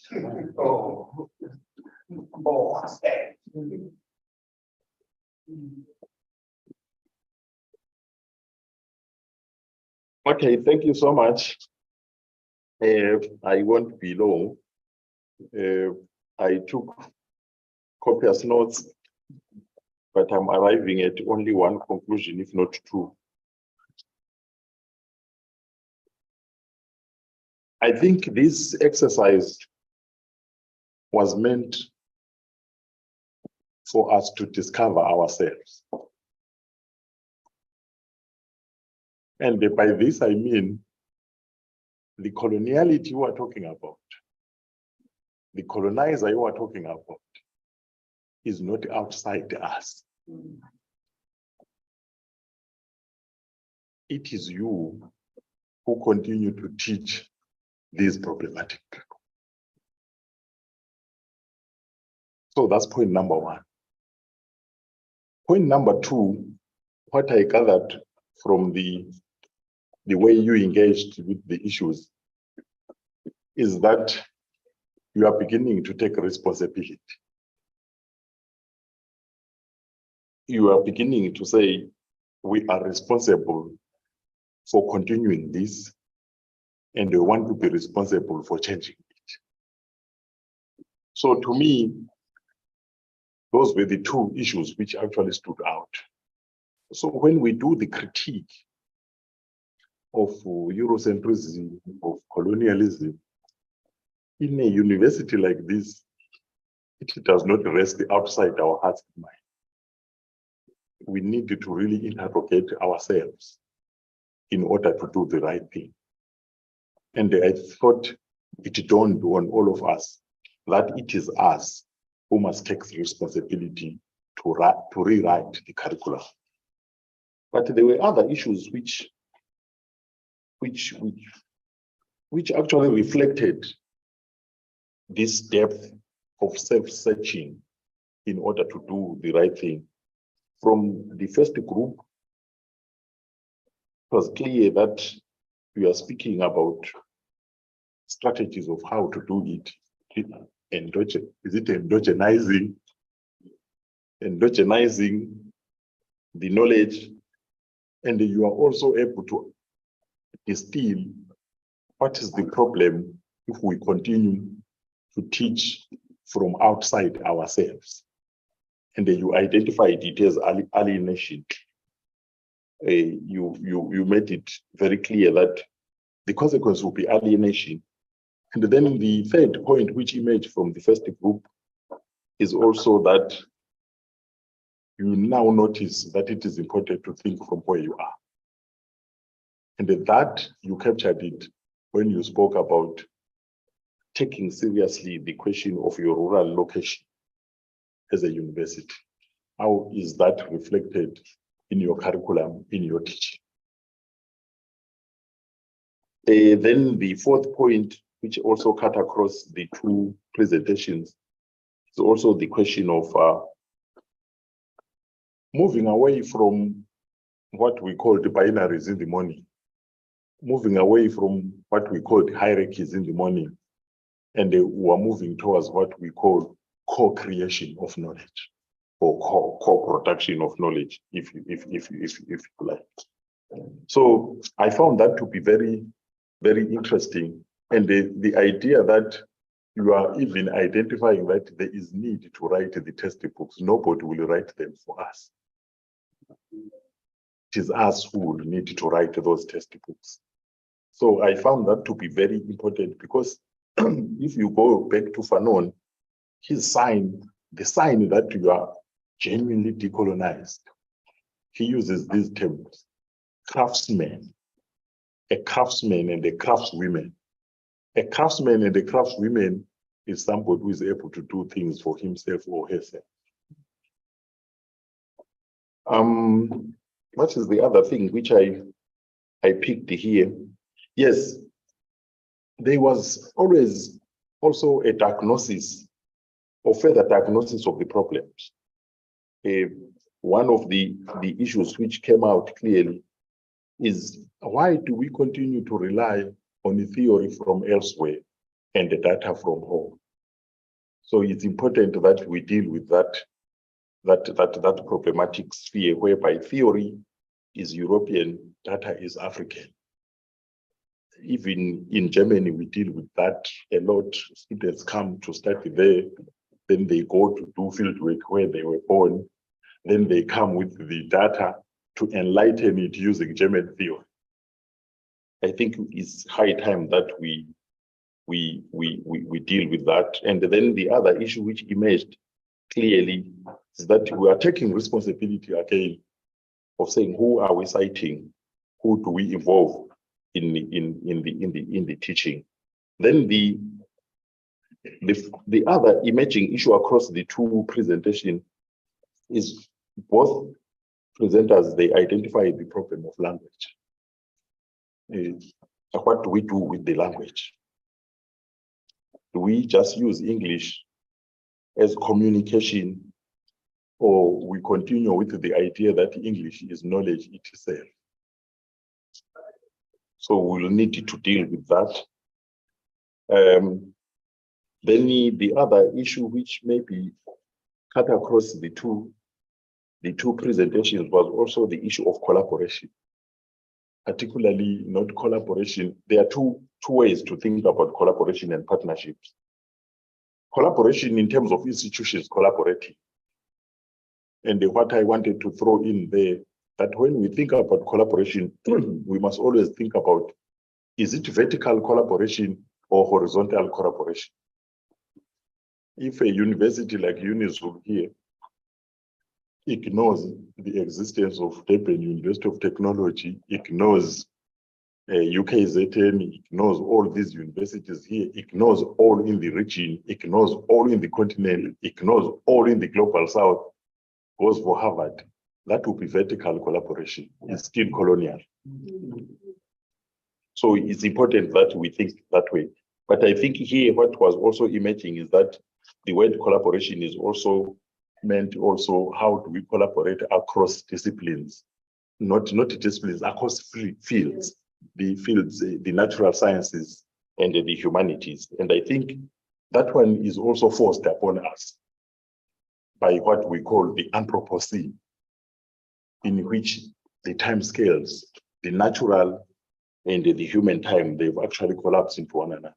And there is no way we can think about it differently. So it is important really that we have this dialogue across fields.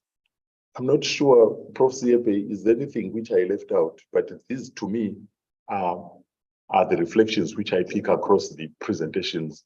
And what they say to me is one thing: we need to take responsibility. We need to begin to do the work ourselves. There's nobody who will come from anywhere to do it for us. Yeah. Thank you so much.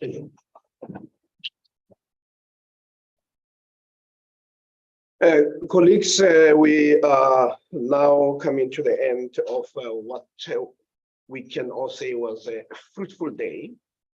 The Vice Chancellor, unfortunately, cannot join us right now. And she had indicated that I need to thank you for making the time and to applaud you for staying the course, but also to encourage the deans that tomorrow they should try to invite the HODs so that there should be more of us in this engagement. Because we may think that we have time on our side, but we may not have time on our side. We may think that those of us here may still be available next time, when in fact that may not be the case.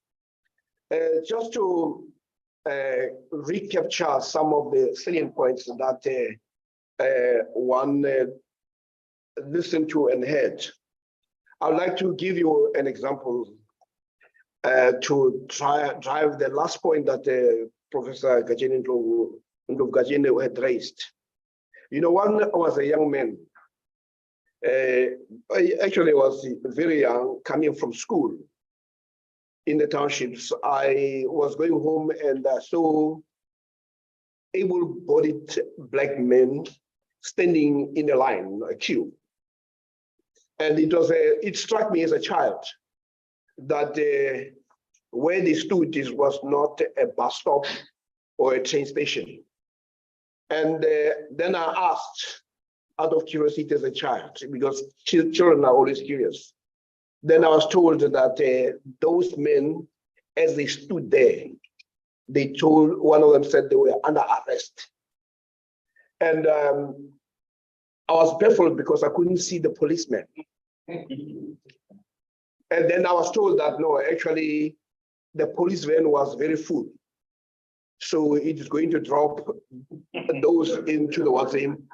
And then what was going to happen is that once they are dropped in the police station, it will come and collect this grouping. But what was happening is that the apartheid government had instilled such a fear of God among Africans to an extent that they were self-policing each other. So if one tried to run away, they'll pull that one in because that will put them into trouble. We are not in any different state. We are in the business of self-policing each other in this plantation called Eurocentric knowledge.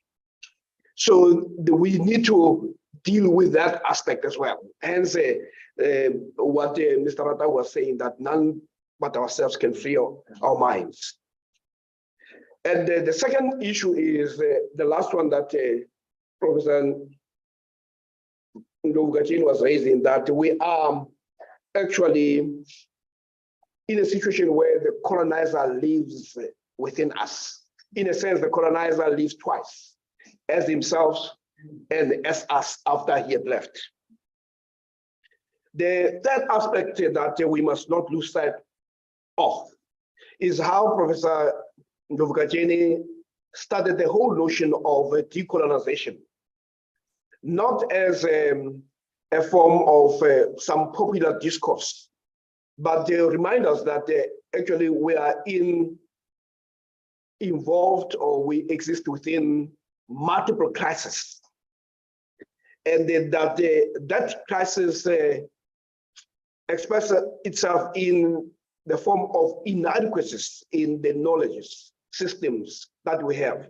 When he talked about, for instance, the scientists who were unable to predict the onset of COVID-19, the financial crisis that we saw that the economists could not express or anticipate, the reset that actually occurred in nature. So that crisis is simply this crisis, they speak to the inadequacies of the system. And he said what we need to do is first, when we talk about the need to change, we must be able to be driven by an understanding of the inadequacies of systems that we have. So that when we talk about decolonization, we're not talking simply from the perspective of being emotionally angry. And the obvious one that our students who had also driven the idea of decolonization, the rose must fall. It's also interesting that it took young people without degrees to identify that these statues that some of our leaders were keen to take pictures with were symbols of oppression. You can imagine that it took young people at the UCT to say rose must fall and for the removal of the statue. And that created, by the way, a movement all over the world to an extent that statues of colonialists, even in places like Britain, were actually being removed. While you had the vice chancellors with education seeing nothing wrong with these statues, because they had become people who are in the plantation where they self-police themselves, that the master is no longer necessary. So that, I think, the understanding of decolonization from the perspective of the crisis in knowledge system becomes very, very important. We also need to understand the tools of subjection or of oppression. And at the same time, we need to also master the language of, you could say, liberatory language, and to master the concepts that the Professor Kajene was actually putting across today, the whole notion of coloniality, the coloniality of being, coloniality of power, and the issues of the biography as well. So I thought this would be a place to end, but there is something that those in the sciences should know. There's a lot of work that has been done in terms of the politics of mathematics, the politics of physics. I mean, you can Google. I was showing Professor and Lovukacheni, a paper by Alan Bishop called Mathematics, a Cultural Weapon of Western Imperialism. If you Google that by Alan Bishop, you can actually find it there. It's one of the papers that actually shows that even mathematics is not as neutral as it is made out to be.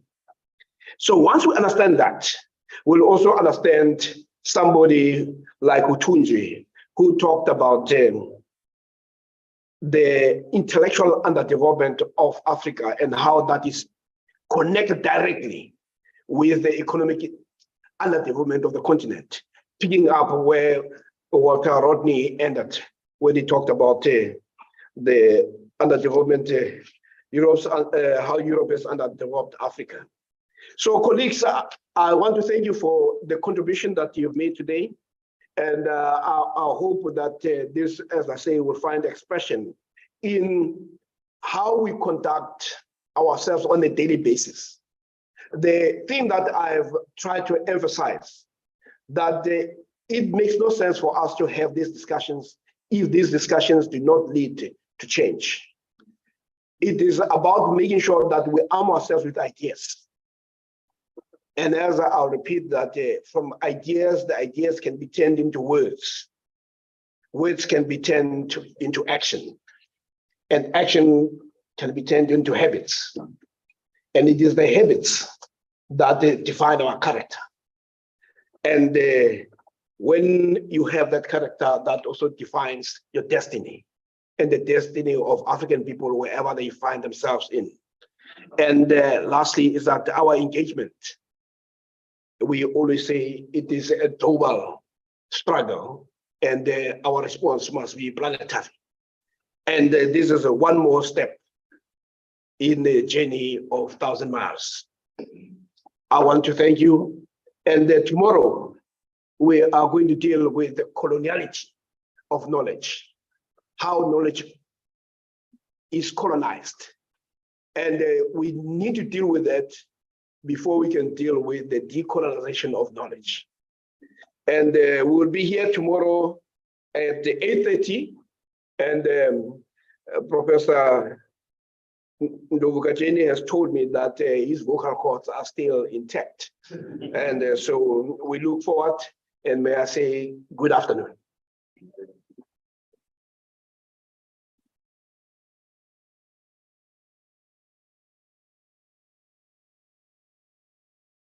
You guys.